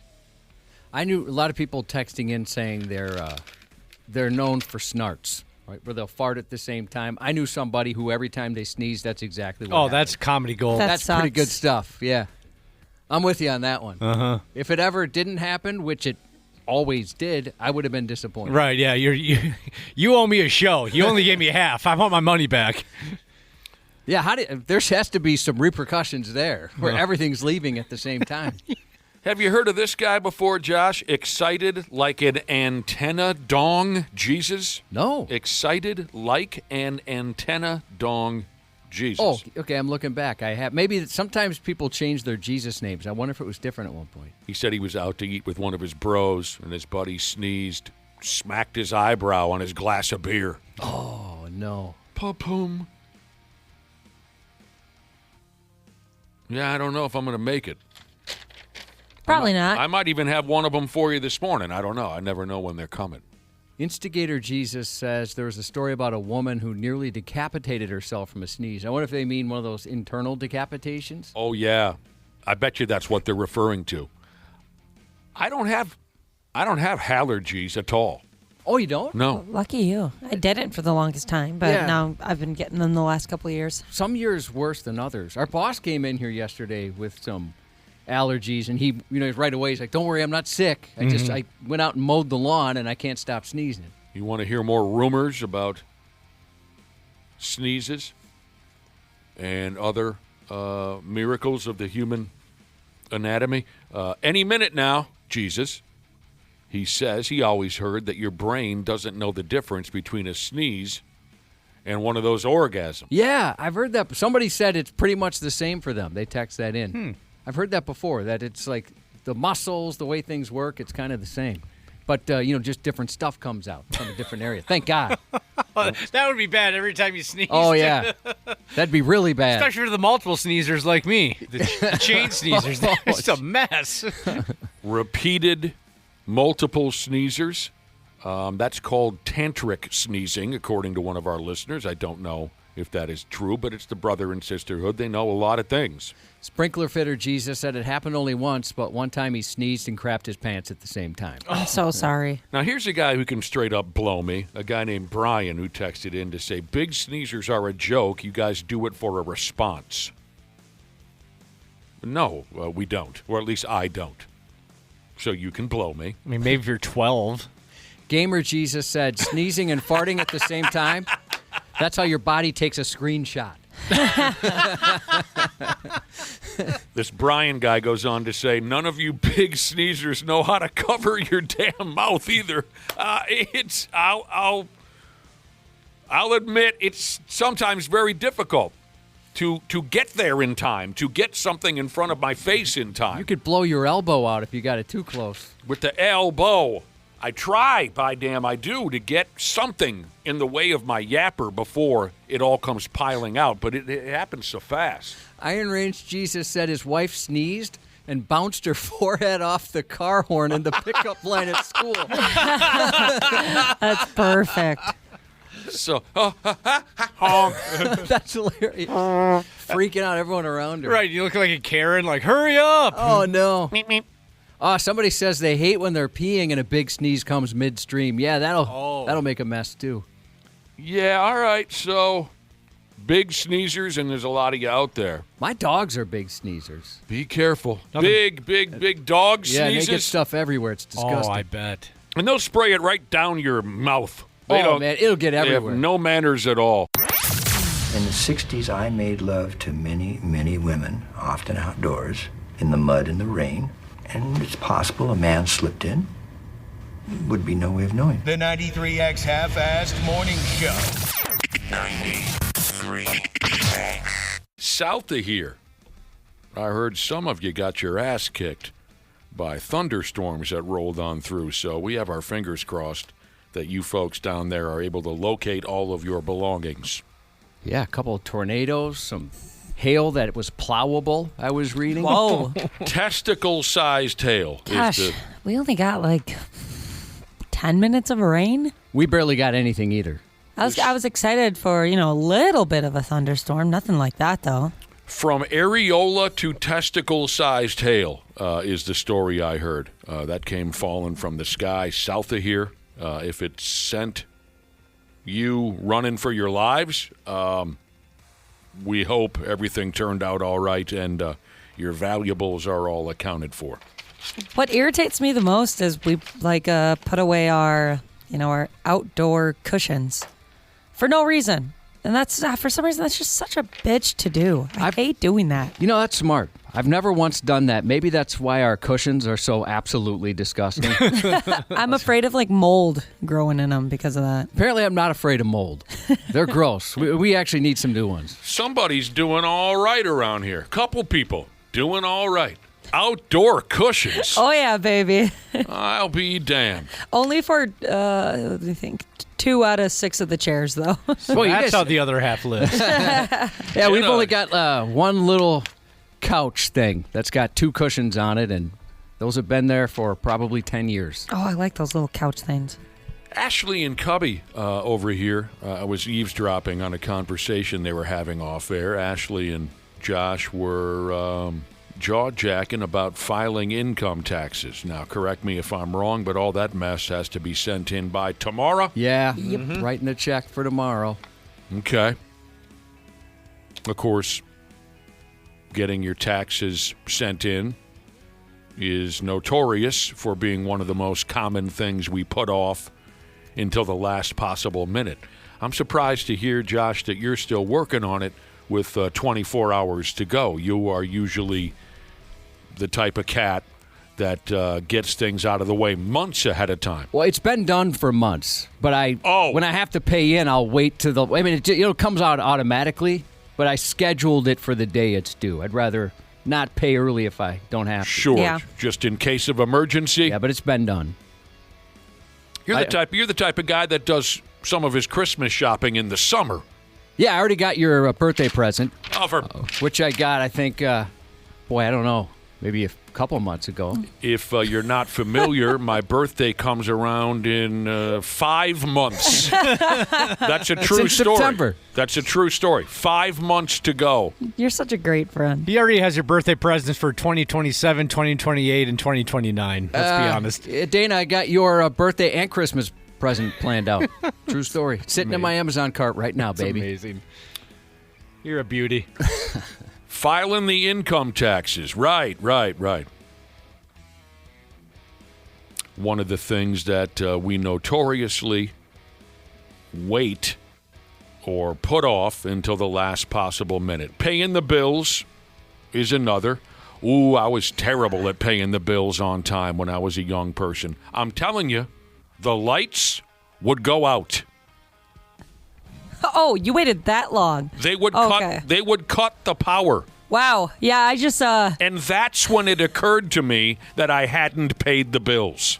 A lot of this was unintentional. A lot of this was just straight up presence of mind and preparation. I would be sitting in my apartment or townhouse and the lights would go out. And that's when it would dawn on me, Jesus balls, I haven't paid a bill around here in months. Well, in your defense, I think a lot more people would be in that boat if it wasn't for all the online billing. That makes things a lot easier. I love it. Yeah. It goes, everything is scheduled. I had collection agencies after me. And you have the money. You're just forget. That's awesome. It was strictly absent-mindedness. But that was many, many years ago. I remember one particular year when I was young, getting in line with all the rest of the jabronis at the post office, trying to throw that envelope with my prepared income taxes, trying to fire that envelope into the mailbox before it hit midnight. I remember those days. Yeah, one year I was in such bad shape with, being prepared for filing taxes that there I was in the long 3 or 4 block long line to the mailbox. Oh, I'm so glad but I was, you don't have to do that. Like now. I said, I was way worse than that when it came to paying for the electricity, paying for the water, paying for the cable. I could not get a handle on it. And I don't know how many telephone calls I had to make to have them start these services back up again for me. Yeah, I've never had to do that, thankfully. I would feel such shame. What else do we wait until the last minute to get a handle on? Can you come up with anything? Some people certainly. I've got a middle schooler. He'll wait to the last second to do his homework, no matter what. Homework? Yeah, I know. We, like in our household, we all have. At least he's doing it, right? Well, how's he doing it, though? A couple of years ago, it wasn't quite like that. I mean, some kids never even come close to doing homework. So. No, we'd get like an email saying, hey, your son hasn't done any homework all year, despite the fact every single day I ask him about it. Sometimes I'll have him even show it to me, and he'd have it done, but it just wouldn't turn it in. That drove me nuts the most. I told him, I'd rather have you just not do it versus get it done and not turn it in, and then they don't accept it. Yeah, why waste that time? I don't get it. Even when you were a kid, were you that type to have all of that stuff done far ahead of time? Yeah, I usually would get stuff done, and I still am that way, where as soon as it's assigned, I'll make sure I get it done, just so I don't forget or run out of time. Wow, I was not that type. Yeah, you were spot on, prepared, got everything done ahead of time, even when you were a kid. I worry I'll get out of control, where if I don't do it, all of a sudden I'll go, this feels pretty good, pushing this thing off, and then just decide I'm not going to do it. Wow. Yeah, you're probably right. So I have to get it done immediately. What a bright child you were. You want to know a sad story? A couple of years ago, okay, so my sister's got a kid. That kid is pushing 17 years old now. Oh. A couple of years ago, it was the first day of summer vacation for this kid. And I happened to be on the telephone with my sister that morning, the morning of the first day of summer vacation. And just out of curiosity, I said, what's the kid up to? And the kid, who was 15 at the time, was in her bedroom preparing schoolwork for the next school year. Oh, wow. No. She spent the first day. You want to talk about a kid who cares and a kid who wants to be prepared for their scholastic career? The morning of the first day of summer vacation, she was awake at 7:30, 8 o'clock in the morning, preparing things for day one of the following school year. Number one answer on text, what they wait to the last minute to do, pull out. Oh, Be careful there. Over and over, that text is coming in, and a few people have said it's led to babies. For yeah, them. I They know waited some too of those long. babies. You got to be careful. There is something quite exciting about waiting until the very right? I can give you just one more. I got one more in me. That's such a dangerous game to play. I used to play see how long I could hold my pee, and that didn't go well for me pretty much ever. That's why I had to bring an extra pair of pants to school. Here are some. I love the pant wetting stories. I do. Here are some other things that people wait to do until the very last minute: cleaning the house before guests arrive. Okay, I suppose. Packing for a trip. Yeah, I'm very last minute on that. But I mean, you don't really have a choice though, because like, I don't feel like it's complete. Like I don't feel like it's necessary to complete it until I can put my toiletries in there. And you never can until the next day you shower and all that. Don't forget your passport. I just buy clothes when I get there and throw them away when I come back home. Isn't that what you're supposed to do? You buy clothes when you get to I bring nothing. I buy an entire wardrobe when I get there, and That's then crazy. I throw it away before I come back home. Some people that's so insane that some people do that. What? Some people actually do that? Oh my gosh, yeah. Notoriously men. Because they're like, yeah, I'm going to pack like 3 shirts and 2 pairs of shorts, and they're going somewhere for 2 weeks. Oh, I do that. That's how I do it. I was joking. I thought, wait a minute, did I tap into something here that people actually do? So I don't know if they throw them away when they come back, but they definitely like get there and they're like, yeah, no, I'll buy some clothes.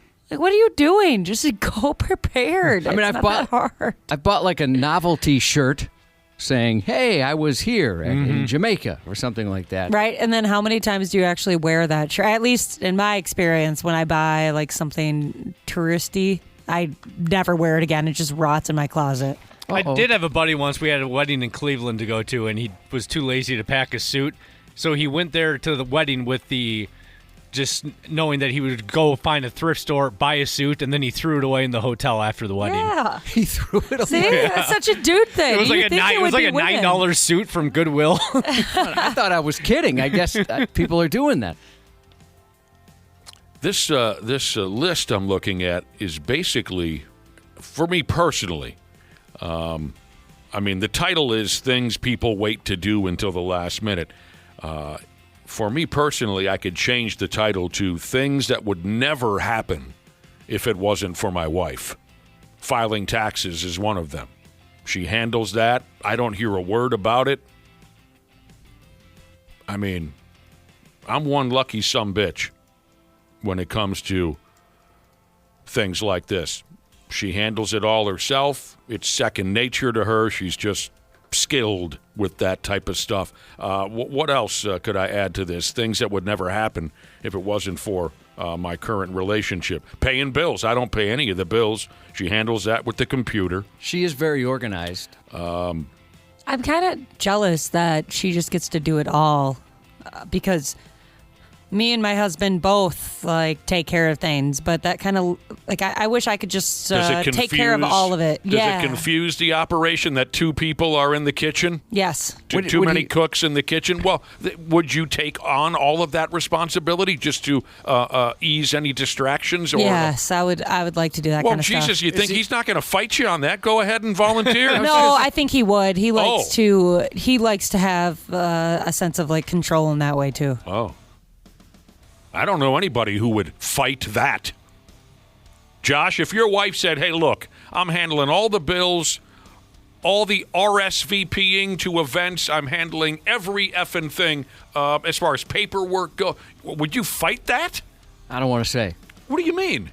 Let's just well, say... no. Let's say she knew how to do all those things. Like if she was really organized. I'm getting the message that she does not know how to do any of those things. She's capable of that, but she is very much I'll wait till 2 minutes after the last minute type of person to do stuff. Has she had the lights go out? Well, she grew up in a house like that. And also, like her mom is really about experiences and that kind of thing, so maybe she's doing it right, but she would choose... We'll go to Disneyland, but we don't have heat for the winter. You know, that kind of thing. So you don't trust her? I would think some mistakes would be made. Oh. I'd imagine she would agree. That kind of sounds like a conversation me and my husband had last night, Josh, because, we found out how we waited to the last minute to do our taxes, and we found out how much we were getting back. And I was like, well, with some of the money, we should at least do something fun. Why not? And he was like, being like very realistic, and was like, no, we should pay that off and pay that off and pay that off. And I was like, well, you're no fun. See, maybe it does take two of you. A couple different philosophies on how to use that. Yeah. Army Mailman Jesus brings up a great point that I didn't consider before. If you wait until the last minute, it only takes a minute. Right? Sometimes you spend a whole lot of time on something, but why not just make it take 1 minute? Yeah, I mean, vacations, trips. We mentioned waiting until the last minute to pack. My wife has planned trips in the past for us. I wouldn't even know where to begin. I'm 54 years old. I've never bought an airplane ticket. I wouldn't even know how to do it. It's annoying. I just bought my first airplane ticket last year, and then we did it again this year. I was confused. I think I reached out to your wife. Your wife even told us where to go. She knows all that stuff. Oh. That's cool. what she. That's I'll have to hit her up. It's more. I mean, it's more or less what she's done for a living for 30 years. There's so many ways to buy those tickets now. I don't know what the best way to go is, and so she helped with that. Does she have any connections to Padres tickets? We're looking to go to a Padres game. Do I go on their website, or is that kind of like certain places you go to are way more expensive than if you went to a third-party not realtor, but retailer. That kind of thing. Oh yes, yeah. She could make a telephone call or two. I bet she could. By damn. Now here's someone that says they usually pay their bills with the computer and then they throw away the computer. So they have to buy a new computer every month. Yeah, I mean, a lot of us are procrastinators, no question. I still am. But it's just I've got that safety net now. Whatever I miss, she's got it nailed. It is funny how, I do get emails anytime we have a training around here from the boss going, can you please ask your coworkers to get this done? It's due today, or it's due Wait, does he ever reach out to you guys? Yes. Mm-hmm. Okay, so I just thought of that. Wait, why am I? The little sexual harassment training videos. Yeah, a lot of it's lately cybersecurity. I miss out on a lot of that until the last minute. If you're a procrastinator, you wait until the last minute to schedule appointments like the doctor or the dentist. Yeah, that's something that I have no part in. Well, I just get told when my next appointment is. I've gone to a couple different dentists in the last, decade. And they usually plan your next appointment while you're there. Yeah, that's slick of them to do that. Oh, yeah, that I have experienced that, where they ask you. Maybe you can't look that far ahead in your schedule, but for me, it's the same every day. So sure, I agree to the date whether or not I know it's available, just to get me out of there. Yeah, that's how I approach that. Are you good on Tuesday, July 15th at 3 p.m.? Yeah, absolutely. I remember in my 20s waiting until the very last second to fill my tank up with gas, and then usually only put $5 or $10 in it, whatever I could afford at the time. Yeah, I'm really guilty of doing that, and I think it's gonna cause my husband to have an aneurysm at this point because he's like, you literally have the money to fill it up, and I was like, I know, but for some reason I feel better about being 15 here, 20 there. I did notice that when you said you went to the gas station one day and you only got a certain amount, and I was like, oh, is it kind of tight till the next check? No. I'm just weird. I don't know what's wrong with me. He even asked, did your parents teach you to be this way? We'll go to Target and I won't get the biggest pack of paper towels, even though we're going to always need more paper towels. Yeah, so I always get backups, everything. And he's like, I'm like, no, my mom was, she always bought huge in bulk. He's like, I don't know what's wrong with you. There are times actually I've been in the gas pump where I've gotten impatient because it's going so slow. I'm like, all right, that's good enough, whatever. Oh, really? Yeah, maybe that has something to do with it. you're looking for San Diego Padres tickets, and I just got done telling you how my wife is the most organized person in the world and handles all of the behind-the-scenes stuff at our household with the bills and the appointments. And I never have to come anywhere near that stuff. You're looking for San Diego Padres tickets. It just dawned on me, Josh, my wife used to date Manny Machado. Did she? Yeah. So she probably has a connection? Oh, absolutely. Like I said, at least she could make a telephone call. Oh, but there's one thing that she does not prepare for, and that's automobile-related things. Sometimes we will get in her car, and we're having to go Summers, and I noticed that needle has pretty much pushed the E down to the very bottom of the dashboard. The vehicle is choking, sputtering as we get to the. You couldn't fill up with gas? We're fine, she says. We'll be fine. We're only going across town. The vehicle is struggling as we speak. She doesn't pay very close attention to automobile-related things. I had one of those cars that would tell you, like, down to the last mile. Oh, yeah. And that was probably the worst thing that ever happened to me. Now I have a vehicle where if it's, like, under 32, it just says low. So I kind of have to guess and do the math in my head. I don't even know if I have that just because I never let it get that low. I mean, it'll say you have a certain amount, but I'm always afraid it's going to be off, and it's just going to say psych as I'm pulling over to the side of the road because I ran out of gas. I never let it get that low, but my wife does, absolutely, down to the last eighth of a mile. Oh, I've rolled my car into a gas station at 0 miles left. Yeah. Oh, 100%. Well, you guys, I ran out of gas like 2 years ago. Oh, that's right. This is why. I almost had to come rescue you. Never had that problem. I mean, This is certainly exactly why. When it was tough, paying your bills and stuff like that's tough, and every penny counts. I've had to wait, like, okay, it's payday. Oh, sure. That kind of thing. But yeah, I know, okay, I can put by the way, it was like $60-some to fill up my tank yesterday. That's but when okay, I could pay for this tank of gas, there's no way I'd not fill it all the way up. I get nervous if it's like at a quarter of a tank. I think, why'd I wait so long? What's wrong with me? I should have filled this thing up. 2 of my buddies had a near-death experience because one of them wasn't paying attention to the gas gauge. They went ice fishing in Tuktoyaktuk, Canada, or some 1,000 miles away Antarctic. You're isolated on some massive sheet of ice, and they're driving back to civilization from this god-awful location where they went ice fishing. One guy falls asleep in the passenger seat, and he even said before he went to sleep, keep an eye on the gas. We got about 4.5 hours between gas stations here. Keep an eye on the dude who was asleep in the passenger, and it's about 53 below zero. He wakes up at one point. Where are we? Oh, we're just 100 miles south of, Bare Testicles, Canada, right? Looks at the gas gauge. That pig's on E. Hey, dumbass, I told you to keep an eye on the gas. So they were damn near stranded in 50 below weather. Oh, my gosh. Because one guy was cranking up the Bob Seger or something and not paying attention to the guy in the passenger seat. Woke up and said, if we don't find a gas station, we're going to die out here. You realize that, but they got lucky. They made it.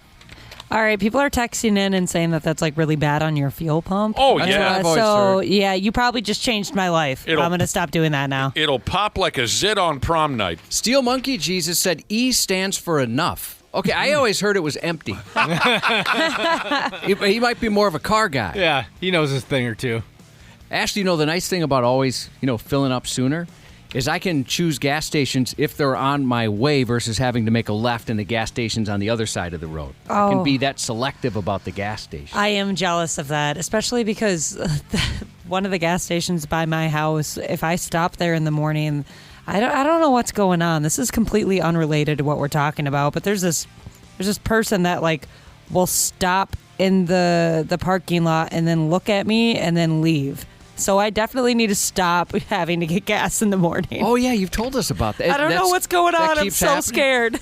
Somebody's looking at you? It's so weird. I'm like, what are they doing? And you do it before work? Yeah. Oh, I couldn't even do that. What did you say, Josh? What about gas stations? I said if you're the luxury of, where a quarter tank is, that's too low in my opinion. Yeah. Is I can only stop at whatever gas station I want versus it's an emergency, I have to go to the closest gas station. There you go. Exactly. 90. Air conditioning. The love of my life. Uh-oh. That doesn't sound good. What's going on, Habs podcasters? We're getting into that soupy part of the summer when your air conditioning is going to be holding on for dear life. That's where our friends at Standard Heating and Air Conditioning come into play. If your AC is out, you shouldn't have to wait. Standard prioritizes homes without cooling, so they got your back. With over 70 trucks on the road, they're ready to make you comfortable fast. That's better. Schedule now at standardheating.com, providing the comfort you deserve since 1930. Years of hard work, and now you've got pain in your back, your shoulders, your knees, maybe your joints. You need help. Randy Shaver here with the answer. Dave Bialke. He's got over 30 years experience in getting workers' compensation benefits for people just like you. Don't suffer. Call Bialke Law today. 763-571-2410 or go to bialkelaw.com. That's BIALKE law.com. And it spells relief for you. Full Send Golf, part of the Full Send podcast. All right, the Full Send Golf channel. I was like, let's go to the range. Then fell in love with it. This pod is about to be crazy. I don't even know what's going to happen. Join the party on the golf course. You guys know how much I really, really love golf. All right, Salim, we got 2 putts to break 80 here. Get it there, right? You wouldn't want it any other way, brother. These are the ones we practice. Go. Yeah! Oh, let's go. 80s stroke. Yeah, even though it's from the Reds. It's just like a boy's scrap. Full Send Golf. Follow and listen on your favorite platform. Sometimes when I blow my nose, I get a boner. I don't know why. It just happens. Half-assed morning show. This is what we do, and all you other early morning maniacs know all about it. This is how we make our living. We get it started at the break of dawn, Cubby. Yeah, already. The crack of dawn. Yeah, it's a little early. Sucks. Every once in a while, we'll get somebody who checks in that might not be, if you're listening live, might not be up this early normally. Oh, right. And one of them is Polish Crooked Nose Jesus, who simply said, waking up early sucks. Sucks. He's right. Yeah. Every freaking time. There hasn't been one time where I enjoyed it. No. This has been 30 years. Every single time it sucks. We hope everyone's getting it done. Welcome to the Half-Assed Morning Show. If you're awake and you're listening, you know it sucks, but this is what we do. And we regret every single solitary minute of it. We do. You know what Americans want, Josh? What do we want? Well, one particular American, John J. Rambo, I think he wanted his country to love him as much as he loves it. True. But that was a deeper kind of we're not headed in that direction, really. You know what Americans want? They want 2.4 more hours, 2.4 more hours a day to have fun. That'd be cool, sure. Huh? Yeah, why not? And you know what kind of fun they're looking to have? It says here, watching television, seeing your family and friends, dining out, outdoor activities, personal hobbies, and playing games. Those are the things we want, and we want 2.4 more hours a day to do it. That'd be delightful. It's not going to happen, No. but that's what we want. I want to use those hours to sleep. Is that possible? Does that work? If whatever you Let me want. see here. Let me look at the rundown. No, you are not allowed to sleep. Whatever you want. You're You not need allowed. to do activities, Ashley. We've talked before about revenge staying up, where you just stay up later because your day was so busy, you just want something to do to chill, and the Yep. next day you're going to be paying for it. I am a revenge stayer-upper. So am I. Me too, especially on the weekends. I was raised on that.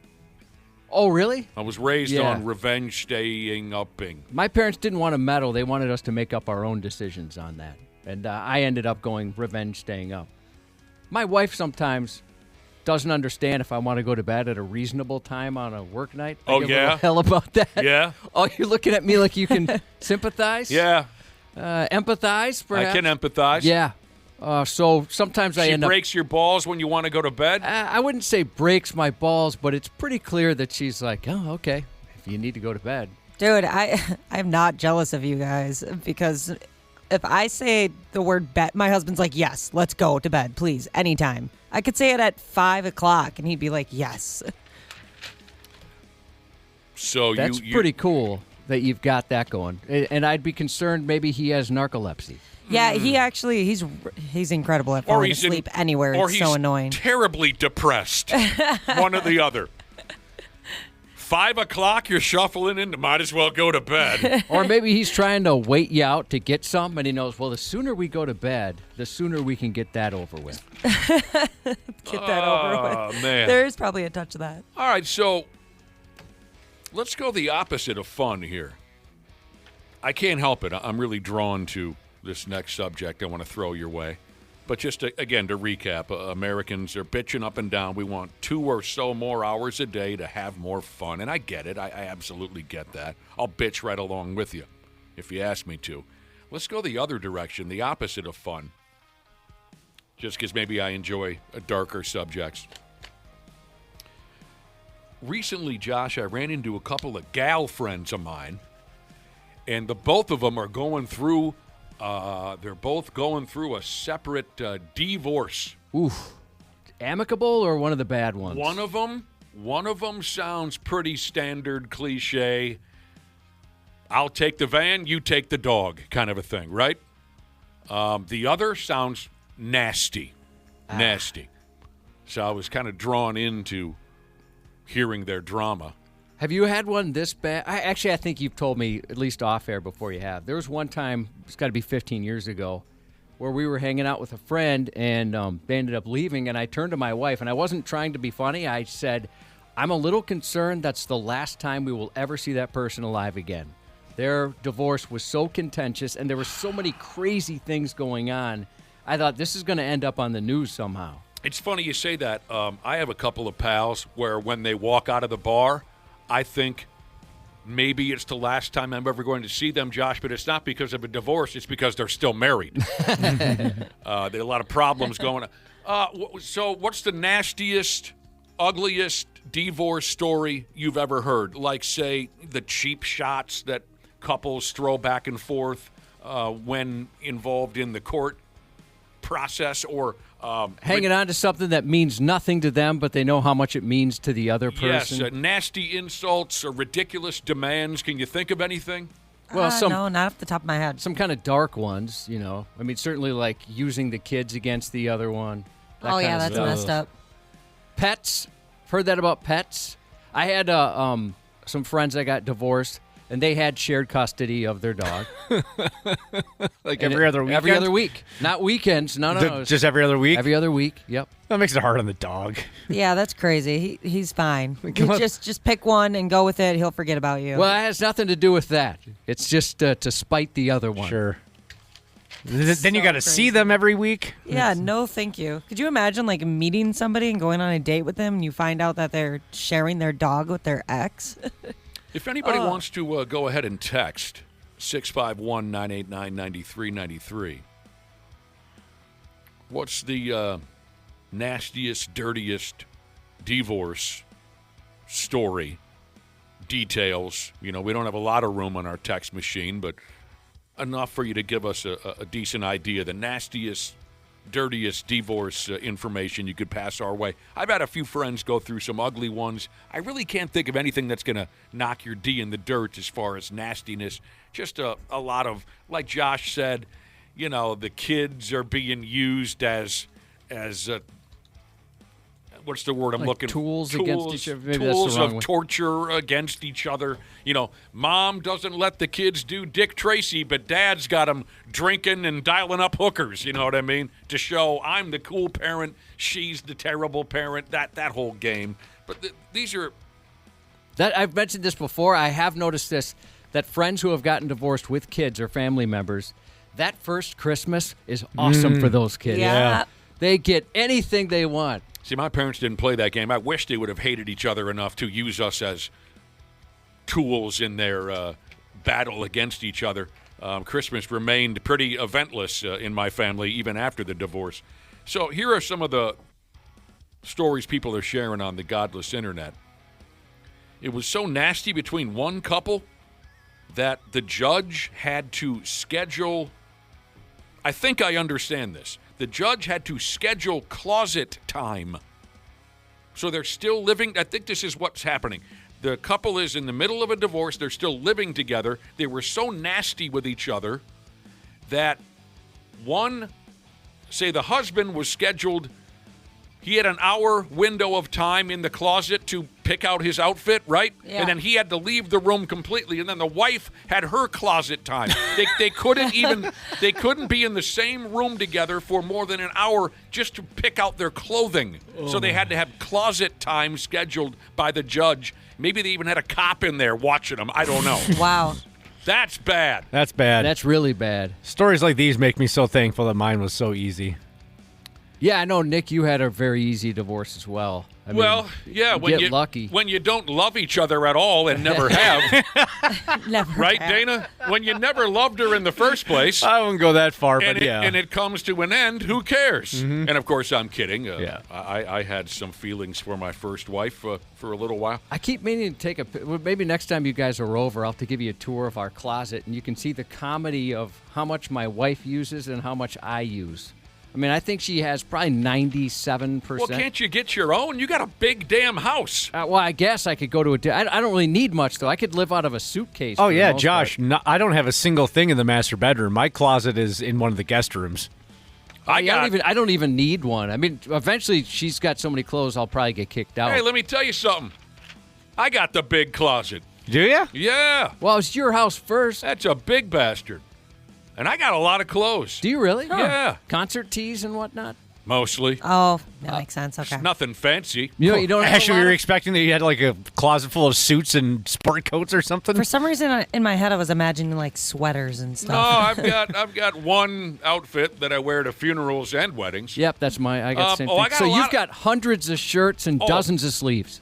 Oh yeah, right. That's exactly. how you roll. Yeah, I got a lot of clothes. Okay, how about this one?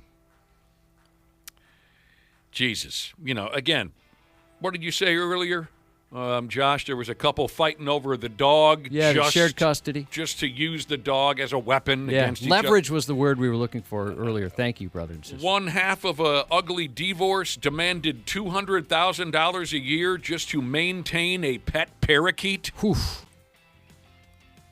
I mean, just turning the screws. Just turning the screws for How's no that good reason. possible? I mean, it didn't happen. Eventually, it says here, there was still $10,000 put aside for the bird, to care for the bird. Originally, they wanted $200,000 just to make the other one sweat a little bit. Chaos coordinator Shiza said in her parents' divorce, she was traded for a car, and her dad proceeded to remind me about that all my life. I was like 1. I'm 35. Thanks, Mom. Traded her for a car. That's so sad. I don't want the kid. I want the Mustang. So Dad busts her chops by saying, I could have had a car. Yeah. But instead I got you.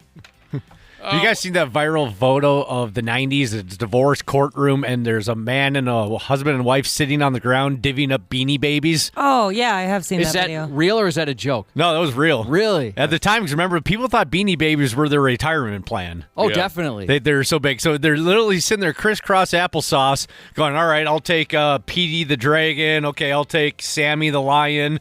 Going back and forth, drafting Beanie Babies in a divorce settlement. That ain't right. More anxiety than Hair Jesus has 2 closets in their house? 2.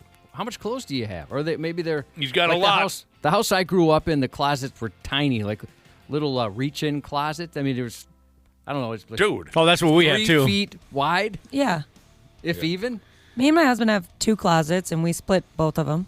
I'm not greedy. I do have a lot of clothes, though. Most of them are in, like, those storage containers. There you go. Here's a husband who demanded a DNA test on his wife's drawers to prove that she was cheating on him. Oh, that's insane. Chill out, dude. You Just do a little get scrapey scrape in there and I'm sure that's money related, don't you think? Right? Maybe they can get out of some sort if they had a prenup. Or, yeah. Have you guys heard of that before? Women will check your drawers when you throw them. Yeah. I mean, I remember the song, "Smell Your Drawers" or "Smell Your D" or No. something. It was foul. Smell Your. Yeah, when it came out, we played it. There was a song called "Smell Your D." I think it was called "Smell Your D." Let me look. This that was up. a rock song that we played on No, the. no. Yeah, Oh. this was something we played because it was so ridiculous. Oh no, I don't recall "Smell Your D." I've never done that. I Oh, can yes. proudly say. Yeah. Somebody, smell your D. So in this case, this was a husband who thought his wife was banging other fellers in town. So he demanded a DNA test on her drawers to try to scrape up some of that. I've heard dudes in the past, trading cheating stories back and forth. And one of them says, when you get home, throw those underwears away because your wife will grab them out the laundry.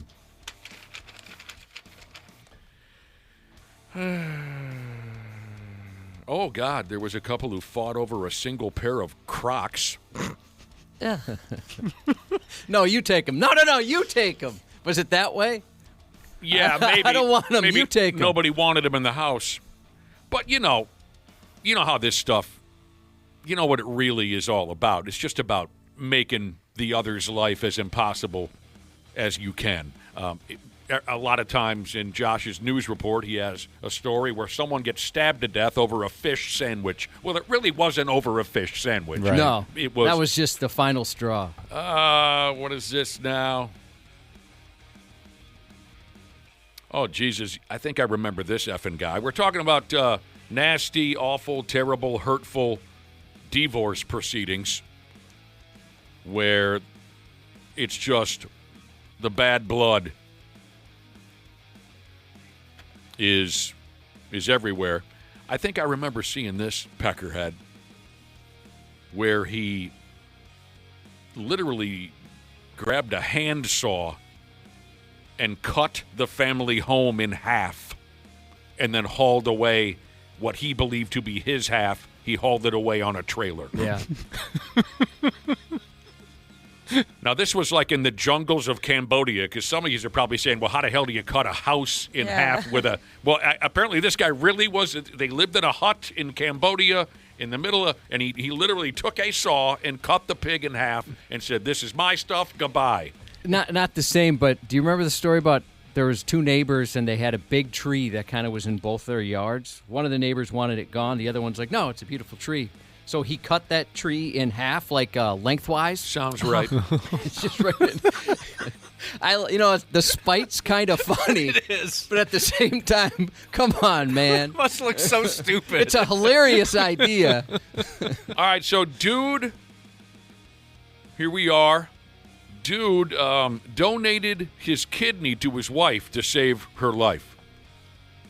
But then things fell apart years later. They're going to get a divorce. Dude asked for his kidney back. You can't do that. There's no backsies on that. He said either give me the kidney back or give me $1.5 million for it. Is that the going rate for a kidney these days on the dark web? Well, this guy is a doctor. Oh, so okay. He would probably know. Mm-hmm.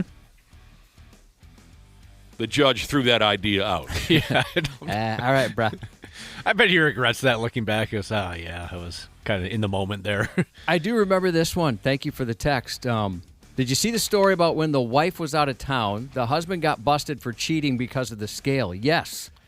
So they had one of those, like the fancy scales that'll log your weight on an app. Oh, yes. And she noticed that the app showed someone got on the scale at 2 a.m. that weighed 120 pounds while she was out of town. So she realized, well, that's not my husband. Who would have thought?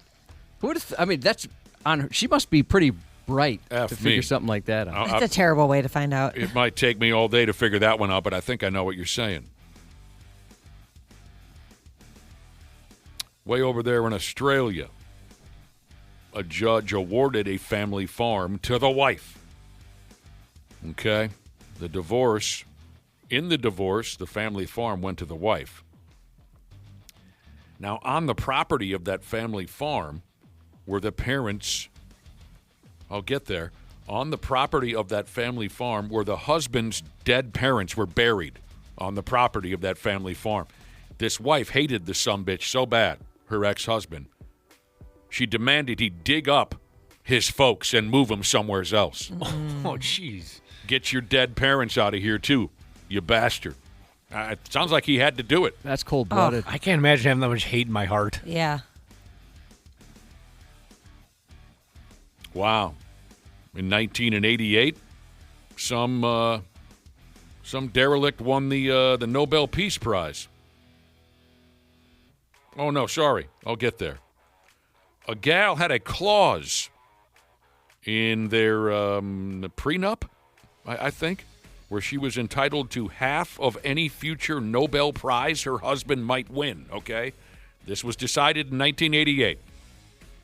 She was entitled to half of any future Nobel Prize her husband might win.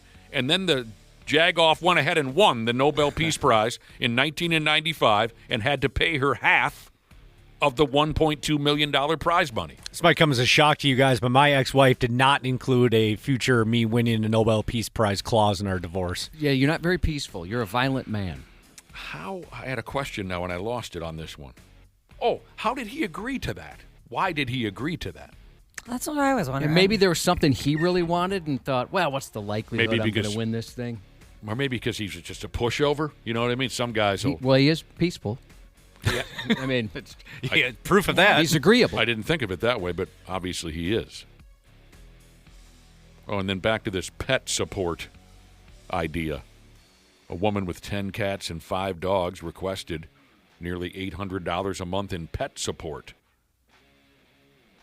to keep the animals in the lifestyle that they were accustomed to. Well, I mean, I don't know, maybe I'm stoned, but $800 a month to care for 10 cats and 5 dogs sounds like a pretty good deal to me. Yeah, that doesn't. That doesn't sound outrageous to me. I should have asked for like pet alimony, I guess, when me and my husband got divorced, because my dog, the reason that she eventually ate her leg is because she had like a little cut on it, and my husband my ex-husband, Jesus, ew, my ex-husband was the reason that happened in the first place. Okay, if you're just tuning in, you're new to the show, Ashley has a dog with only 3 legs because the dog ate off one of its legs. Yeah, and then we had to amputate the rest. Now, how is that your husband's fault, out of curiosity? Because it all started because he is the reason that she had a cut on her leg. And so once she like smelt the blood and like had a taste for blood after that, it just never stopped. Well, yes, but how is he the reason that she has a cut on his leg? Yeah, I think is what Josh was asking. Oh, she was like laying by a door and he like opened up the door and jammed her foot under It it. was a freaking accident. Nope. You're going to... Not an accident. I should have asked. I didn't think she was going to be as much money as she is. You would never be the type of person to ask for No. pet. Of course not. I was like, yeah, these are my dogs. I'm taking them. Can you picture this, Josh, in court?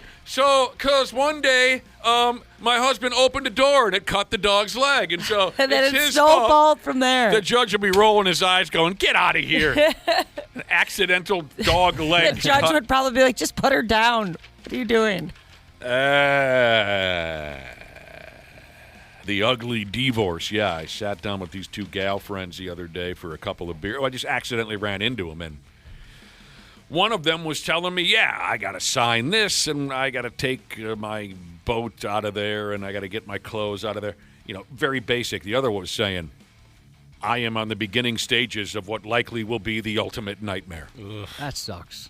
Using the children against each other and fighting over every last penny. Yeah, that's not good for anybody. No. Not the real Jesus said his supervisor got divorced. He was caught cheating, and it was due to hotel soap. The wife knew he was sleeping around because he would shower at the hotel, and it wasn't his usual body wash smell. I'm not smart enough to put that together. Unless I was already suspecting it, I guess. Maybe I'd look for any clue. I would notice. You would notice? Yeah, if he all of a sudden started smelling differently. I'm like, what do you got going on? What's up here? She noticed that the smell coming off of him wasn't his usual body wash. It was that cheap, extra slippery hotel soap. Why is it so slippery? I don't know. I almost Or is end that up... just the water? I don't know. It's either the water or so the... conditioned. I think the soap is extra slippery, and it goes straight up in the air and it really lands is. on the... I never thought about Pull that. my back out of place, bending over to get the... That's really interesting. Those chicks, man, they'll get you, Josh. I've been warning you for years to keep it in your pants. You don't listen. Hell no, man. I want to be banging. Yeah. Cubby want to be banging. Yeah, there's a couple lawyers out there that they make it very clear that they hate the opposite sex, and that's the one you want. I hate men or I hate women. You get a divorce? Find yourself a nasty, hateful lawyer? Yeah, that's what you need, right? Yeah, that sounds like it would work. I mean, if you're going to have a bad divorce, I suppose that's probably who you want. So any of you who are in the middle of a nasty divorce right now, we're sending you all the sympathy in the world, unless it's your fault. Then suck it up. Suck it smooth up. Feel for you. I've seen it just change a person's appearance dramatically. Yeah. Losing weight, hair falls out, hair turns white. Well, again, I mean, my brother and I almost killed my mother at a young age through our behavior. This is just in generalities, speaking of how stress and this and that can affect your appearance, like Josh just said. He's seen it change people's appearance dramatically. My brother and I were such colossal derelict pains in the ass when we were kids. When my mother finally moved out, she said, I'm not doing this anymore, and she moved out. She went and lived somewhere else. I didn't see her for like 6 months. And when I saw her, I didn't even recognize her because she had shed so much weight and just looked so much younger now that the stress of being in charge of my brother and I was no longer her problem. But on the topic of, divorce issues specifically, yeah, my folks, they had their fights, but they did it away from us. They didn't put us through a lot of that. I certainly overheard some of that stuff while I was trying to fall asleep as a kid. All couples are going to fight. You can't hide all of the conflict. But my folks made it pretty easy on us. Except for the part when they blamed us. Yeah, I love telling people That's that one story. of Josh's favorite stories. That's good because every time, you always hear they tell the kids it's not your fault. Sometimes you might care about somebody, it doesn't work out, and that's okay. The old man looked dead into my brother's eyes and dead into my eyes. Left my sister out of it. My dad looked dead into our eyes and said, "This is your fault." Tough to take when you're 12. Yeah. Oh, yeah. When you're a 12-year-old, I got to tell you, Josh, that weighed on me for maybe 6-8 hours. I could see why. And then I got over it because I was 12. But so messed up. yeah. He had a bag packed on his shoulder, and he said, "This is your fault. Goodbye. I'm going to live with Bobby." He did. He went and lived with his buddy Bobby. I bet they had some good times. Oh, they had some great times. Oh, actually, first he went and lived with Charlie. Charlie was the good time guy. When my dad got thrown out the house, he went and lived with Charlie.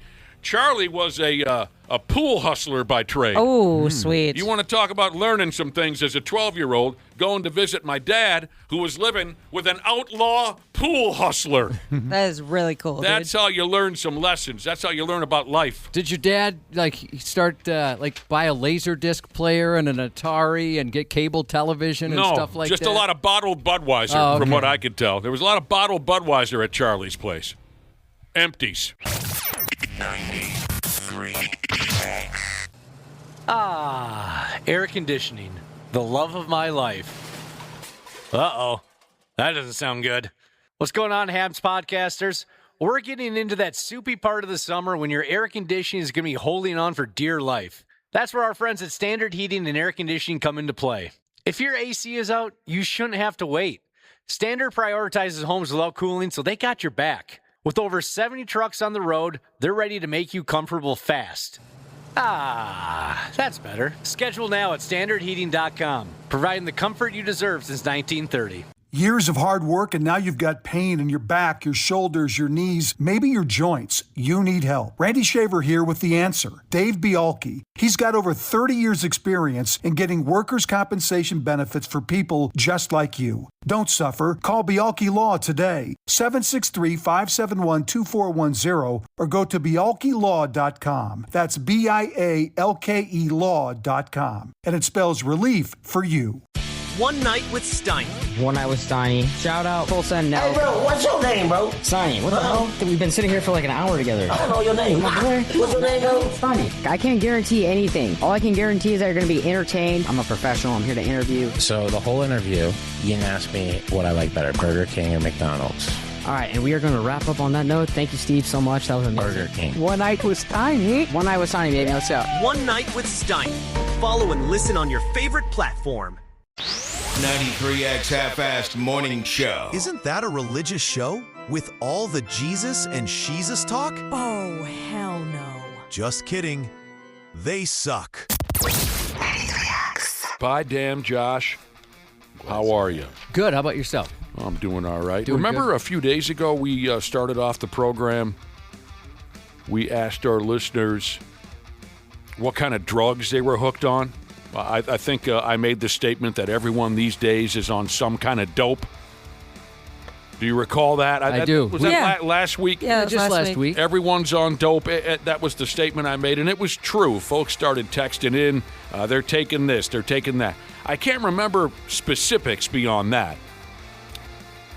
But Ozempic must have been thrown into the mix, right? We must have had Yeah, GLP-1s were on there, yeah. some, but Plenty of people said that. what was the word that you used? GLP-1s? I think it's pronounced gulpsl.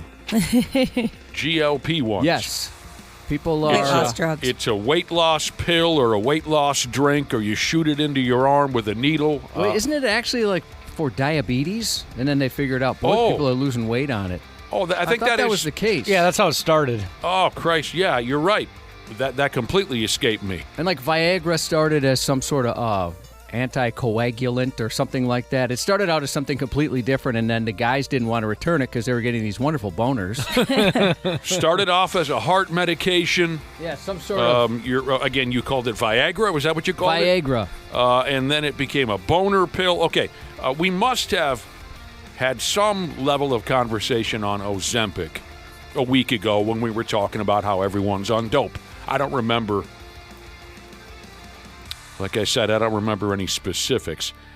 Everyone and they mama is eating fistfuls of Ozempic so they can look hot at their high school reunion.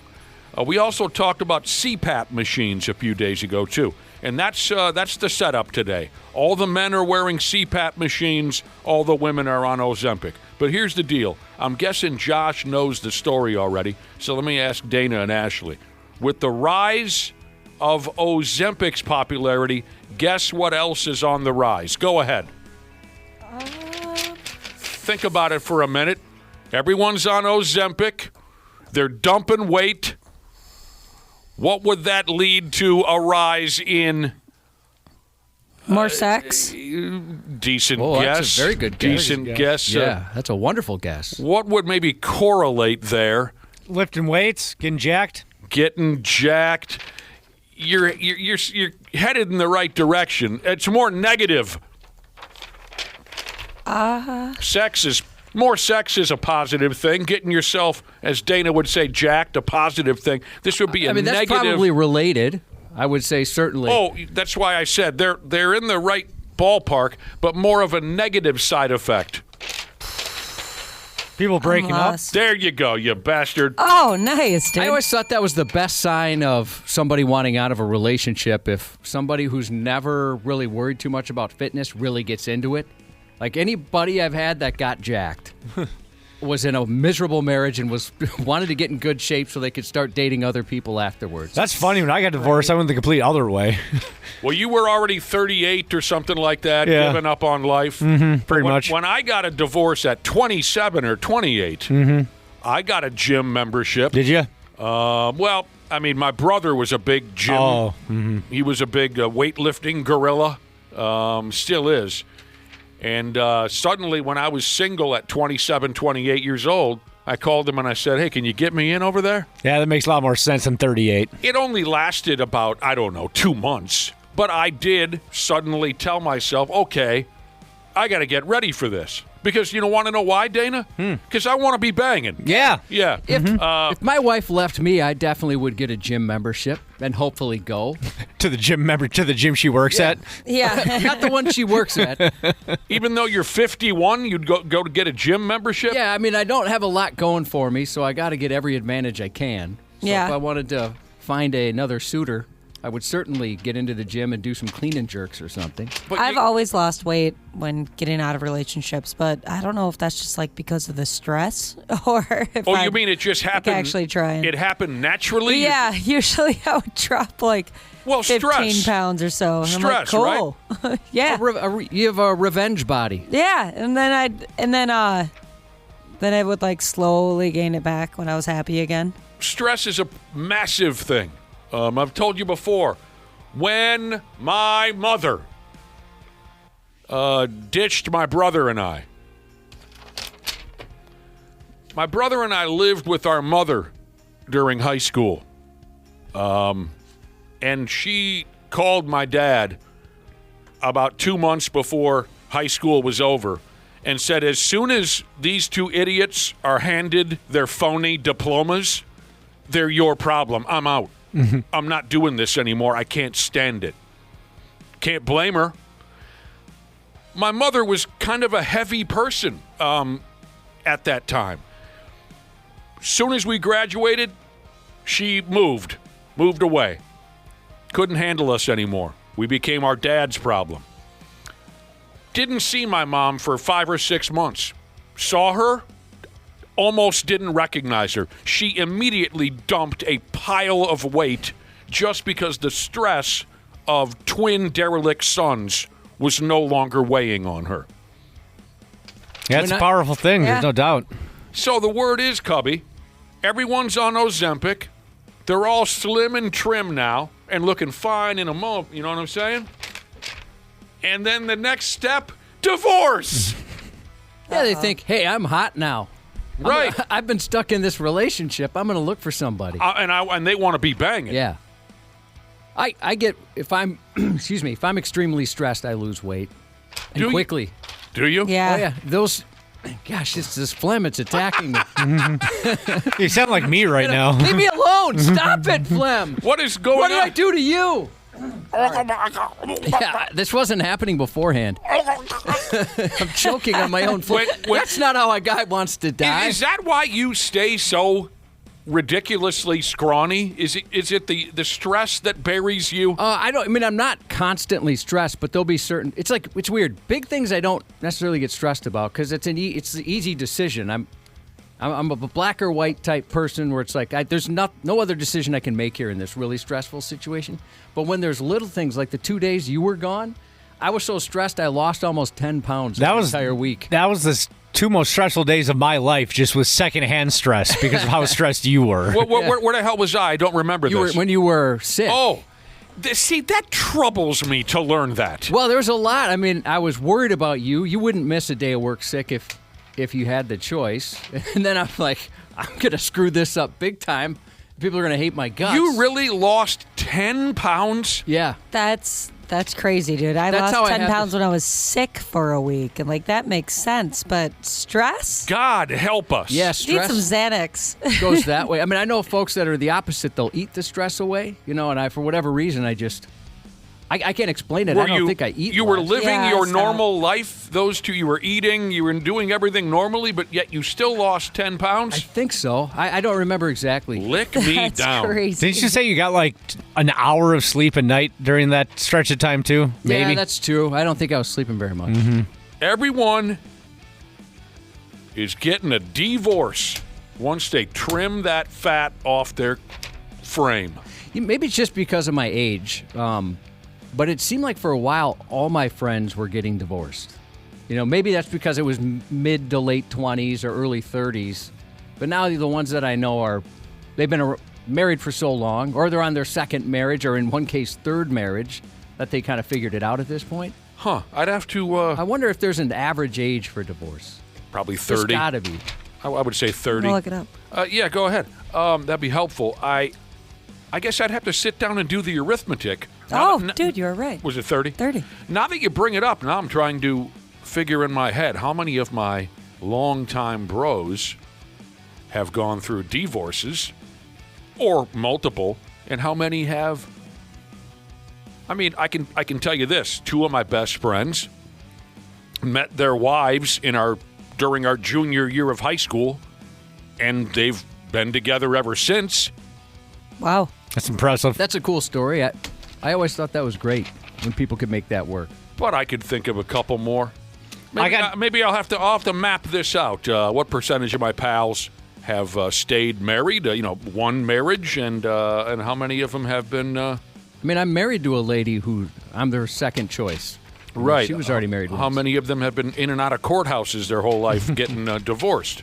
I got divorced at 35, and I was the first in my group of bros that got divorced. And I found out that when you're the first, you become the go-to guide where people call you for advice and how to navigate that whole situation. Oh, nobody called me. Yeah, I feel like I could put a Venmo request into some of my buddies for my services of therapy and counseling and helping them navigate it after I went through it. Nick, I think no one called you because they saw what you walked away from.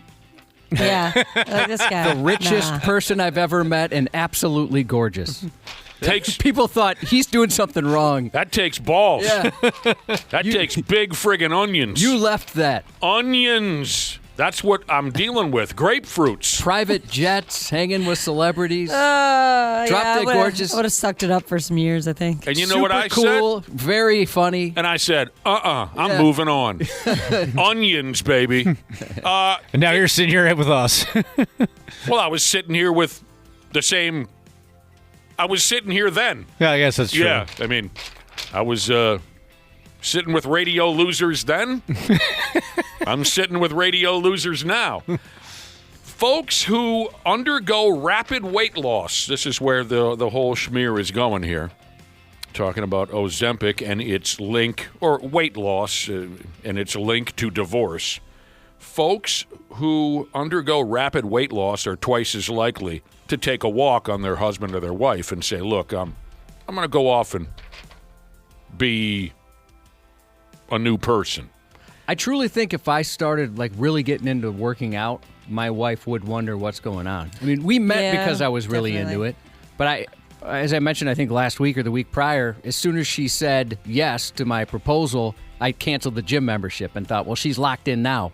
She's going to be stuck with whatever's left after I stop working out. I would be pretty sus if my husband started working out. Like, what is this? You don't do this? Are you trying to be active? What was the old joke years ago? As soon as a guy gets a divorce, I think this was a stand-up comic, but I thought it was so funny, and I think it's still true. As soon as a guy gets a divorce, he grows a goatee and he buys a Jeep. Yeah. What does this say? Now, part of this study on weight loss and divorce, they originally focused on people who had been fitted with those gastric bands. Oh, yeah. And people were texting in saying they know people who, once they had the gastric bypass surgery, got divorced relatively quick. That's crazy fast. The folks that, follow the rules afterwards, how fast they lose all that weight. It can be. I know a gal who, she must have been on the ground floor, because this is quite a few years ago. She went ahead with that gastric band surgery, whatever it is you called it a minute ago, Josh, where they make your stomach about the size of a dime. Yeah. I think she had some iffy early days with that operation. I think for a stretch of time she was not behaving the way she should have, and there were some troubles. But she finally got on board, and you want to talk about unrecognizable, how rapidly and dramatically she lost weight. It was incredible. You're way more likely here to take a walk on your friggin' ungrateful spouse once you dump those pounds. And the article goes into conversation about how it makes you more confident, more social. You want to continue after you lose the weight. You want to continue to lead a healthy life, and maybe your partner says, no. I'm not interested in that vibe. I still want to chug beer and bratwurst and pepperoni pizzas all day long. So suddenly you and your partner don't have similar lifestyles. Something similar to this, a friend of mine, his wife got implants. She wanted to get them. And they got divorced about 6 months later. And he's like, I want my money back. Oh, that sucks. Because he paid for them. He's like, God darn it, I bought those things, and now can they be returned? Right. Can I get a refund? Where are the statistics on that? Now, what did we just look up? The average age of a divorce, 30? Yep. I'd like the statistics. I'd like the numbers on when a woman, a married woman or a woman in a serious relationship. Well, let's just count marriages. When a married woman gets a set of bolt-ons, how often does it lead to the end of that relationship? This is crazy. We got a text like at the same time we're talking about it saying they were divorced within 3 months after his wife got implants. Because just like a guy who's suddenly doing sit-ups in the basement and a wife looks down the stairs and said, well, what are you doing that for? I don't care if you have abs. Same thing. Gal suddenly says, well, I'd like to go get some cannons. And the dude says, well, why would you? That's because she wants to start banging some new stuff. Here's another one. Heavy Haul Ginger Jesus. He said he's still paying for his ex's implants and mommy makeover. Oh. Well, what did you get? Still paying for them. What the hell was the price tag on those? They ain't cheap. I think it's pricey, right? Well, I mean, I was involved in that once. I don't remember it taking that long to. I mean, isn't it like $6,000? I mean, like back in the day. Yeah. From what my friend was saying. I mean, that's not cheap. And the mommy makeover add on to that. Oh well, I thought that was a joke. What's a mommy makeover? That's like tummy tuck and stuff like. I think maybe lipo. I guess I'm not sure everything that goes into it. I thought that was. Hey, she carry your kids for you? You might owe her that one. I'm sorry? I said if she carried your kids for you, you might owe her that one. She took one for the team? Yeah. I told my husband, I said, when I'm done breastfeeding, if it's just like a disaster, you're doing something about that. I wonder if that's like the most common reason women get implants. The breast, because I've heard that before. The couple that I know who did said the exact same thing, that their kids, they did a number on them. Yeah. What the heck? It's so annoying. But, I mean, think of all the money you're saving on formula, so it, like, kind of evens out. Fake cans, $10,000. Wow, that's... According to a text message. Yeah, those are probably nice ones. What does this say? So. What's this say? I bought my ex a set of fake jugs, a BMW, a facelift. 6 months later, she gone! The BMW is the coolest part for me. That'd be sweet. 6 months later, Cubby, she gone. Okay, I thought mommy makeover was just a punchline, but that's a common term for a series of operations. Yep. Yeah, I believe so. I don't know everything involved. Like I said, I've heard lipo and tummy tuck, things like that. I was with a gal years ago who got the Zeppelins sewn in, and I think in the same series of visits, she got lipo, fat sucked out of her body. Yeah, well, while you're there, why not? That's what lipo is. Yeah, they give you a little 2-for-1. Yeah. What was funny was how wasted she was when I picked her up from the doctor's office. Oh, I bet. And she got some keepers bolted on, baby. And I've heard the recovery is a long time on that. It knocks you out for a while. Yeah, I had a friend that had it done, and she was in a lot of pain. My wife's friend was back to work within a day, and she works at a gym. Oh, wow. Maybe I should say 2 days. I think it's similar to what do they call this, Josh? Your penis? Yeah. Oh, the vasectomy? Vasectomy. Similar to the vasectomy. Some dudes are playing beer league hockey 24 hours later. Other dudes still feel it 2 years after the operation. Because like Josh, this gal that I knew back in the day who got the big ones, big fakies, she was A-okay in a couple, 3 days. Oh, really? Yeah, I know. It took the girl I knew out for like weeks. Right. But my sister lived with a gal who got a set of implants put on. I'm talking 2 straight days when I went to my sister's place. This was the sound from the bedroom of the gal who got those implants. This was all I heard for 2 straight days. Oh, no.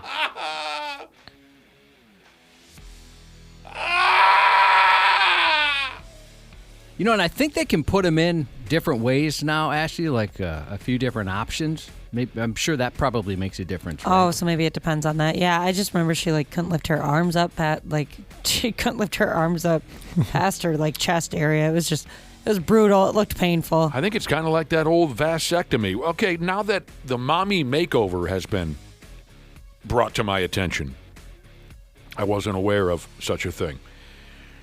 Trash Trucker Jesus texted in to say your average mommy makeover, $30,000 to $100,000. Good Lord. Yeah, that stuff is expensive. Seems like $30,000 is the most common answer coming in here. Okay, then there's much more going on than just bolt-ons and a tummy tuck because, like I said, I was part of that scene a number of years ago, and there's no friggin' way it was anywhere near $30,000. So things have changed, or there's some procedures thrown in there that I'm not even aware of. Yeah, it sounds like about right around $10,000 is what implants are costing according to folks here. Some guys are texting in, and they're saying, as far as implants go, anything bigger than a handful, and you're risking a sprained thumb. What movie? Weird Science, 1985. You don't want a cheap boob job. A couple of our listeners have texted in saying you don't want a cheap one. Nah, spend the money. Any of that, what do they call it, cosmetic surgery? I'd be afraid of the bargain basement. If it's a van instead of an operating room. You don't go to Dr. Nick from The Simpsons. Those Brazilian butt lifts kill folks overseas, it seems like, when they get the cheap ones. Oh, no. Yeah. Here's a text that said, when those ladies go out and get new cans, they're instantly tired of their old bull, and they want to go get themselves a young calf. It happens on both sides. Both sides. We dudes check into the gym. You gals go get the mommy makeover, and you disappear with somebody else. All these guys telling stories about having to pay for them or their wife getting them and then she cheating on them makes me really glad that my ex-wife waited until after we got divorced to get hers. Well, she was cheating on you, but she just didn't have the implants yet. Yeah, my buddy who had that happen where she left him almost immediately, he was joking around like if he ever dates somebody and this happens again, he wants to write some sort of contract where they have to stay with him for a year. At least a year. So that he can enjoy it? Yeah, he gets to enjoy it a little bit. All right, how about we go this way now while we're discussing the cost of some of these different procedures that a breast reduction cost around $10,000. Oh, I had no idea. According to one of our listeners. Yeah, I wouldn't know. And that's another one, too, where the recovery takes a long time. I'm trying to remember. We worked with a gal who did that. I don't remember if she had a long recovery or not. I have a friend who I've known for years. I've known her and her husband for years. She got it done. She'd been wanting to do it forever. She finally had the money and got it done, and she said it was the greatest decision she ever made. You know, back pain. The craziest? No, the greatest decision she ever made. Just back pain's gone. The unwanted attention's gone. She can fit into things and stuff. And us bros, we asked the guy, or asked their husband, we said, do you kind of miss him, though? And he goes, no, not at all. We're like, really? And he goes, no, look at it like this, guys. If she leaves me, if anything ever happens, I'm the last guy that ever got to motorboat those things in all their glory. I like the way guys think sometimes. Yeah, I've heard that too, where as far as the difference in somebody's life before and after a surgery, that the women who have the reductions are genuinely happier. Oh, generally. Yeah. She's just talking about little things like buying dresses for weddings and things like that. She can fit into things, and it's just no longer, everything's not uncomfortable anymore. I can't imagine having to deal with that because, I don't like how it looks. One of the reasons why I never wore underwire bras was because I thought they made me look chubbier because it made my chest look weird and bigger, and I didn't like that. So I can imagine having actual huge boobs and having to deal with that. I think I was 21 years old. I was totally unaware of the procedure, and me and some unlucky gal fired our clothes into the corner of the room, and we began the process of what came naturally to the both of us. And I saw these scars on the underside of her, and I said, oh, wow, are these store-bought? And she said, no, the opposite, or not the opposite, but she said something like, no, guess again. And I said, oh, no. were you sick? Did you have some kind of did you catch cancer? And she said, no. Guess again. And I said, I have no idea. She said, breast reduction. Stupid. And I said, I've never heard of it. Mm-hmm. She looked at me like I was a moron, which was the fair way to look at it. I'd never heard of it before. I said, what are you talking about, breast reduction? She said, yeah, I had a bunch of it taken out, you moron. I guess even now, knowing about it, I wouldn't assume. Maybe I couldn't come up with that. I was totally lost. Oh, what happened there? What's wrong with you? I said. Oh, man. All right, if you want to go back real quick, I'm going to try to write some things down when we go to commercial and try to figure out. Josh brought this up. How many of my pals, my best pals, have had a divorce at this point? I mentioned that 2 of my best friends met their wives when we were juniors in high school and been with them ever since. Have there been some iffy moments along the way? Oh, yeah. But they remained with these women now, and here we are at 54 years old. Plastics Jesus texted in to say, I met my wife sophomore year of high school. We've been together ever since. I don't know how people do that. And now we're getting a divorce. Oh, sorry. Somebody else, I lost the text here, but somebody else said that they've been together since 8th grade. Oh. Honestly, props to you. That is insane to me. Tell them to get back to you. They came from a very, very small town, is my guess. If you don't mind getting back to Cubby. Or they could be real religious. I'm going to go with small town. You want to guess religion? Could be. That's where my mind went to, Josh. Since 8th grade, I bet it's a tiny little town. Not even on the map.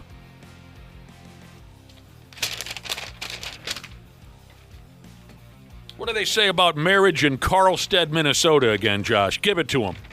It's something about you get your I got turn. it. What is it? You don't lose your wife. When you get a divorce in Carlstead, Minnesota, you don't lose your wife. You just lose your turn. Because I think, isn't Carlstead known for having 6,000 men and 22 women in the whole town or something like that? I'm not sure. You just lose your turn. All right, so it wasn't a small town. What? Runs in the Dark Jesus. New Brighton and not religious, so it's just an anomaly, I guess. Wow. Well, it's an odd answer. How many people do you know that would ever admit to being from New Brighton? So it's it's an odd answer. 93X. Air conditioning. The love of my life. Uh-oh. That doesn't sound good. What's going on, Habs podcasters? We're getting into that soupy part of the summer when your air conditioning is going to be holding on for dear life. That's where our friends at Standard Heating and Air Conditioning come into play. If your AC is out, you shouldn't have to wait. Standard prioritizes homes without cooling, so they got your back. With over 70 trucks on the road, they're ready to make you comfortable fast. That's better. Schedule now at standardheating.com, providing the comfort you deserve since 1930.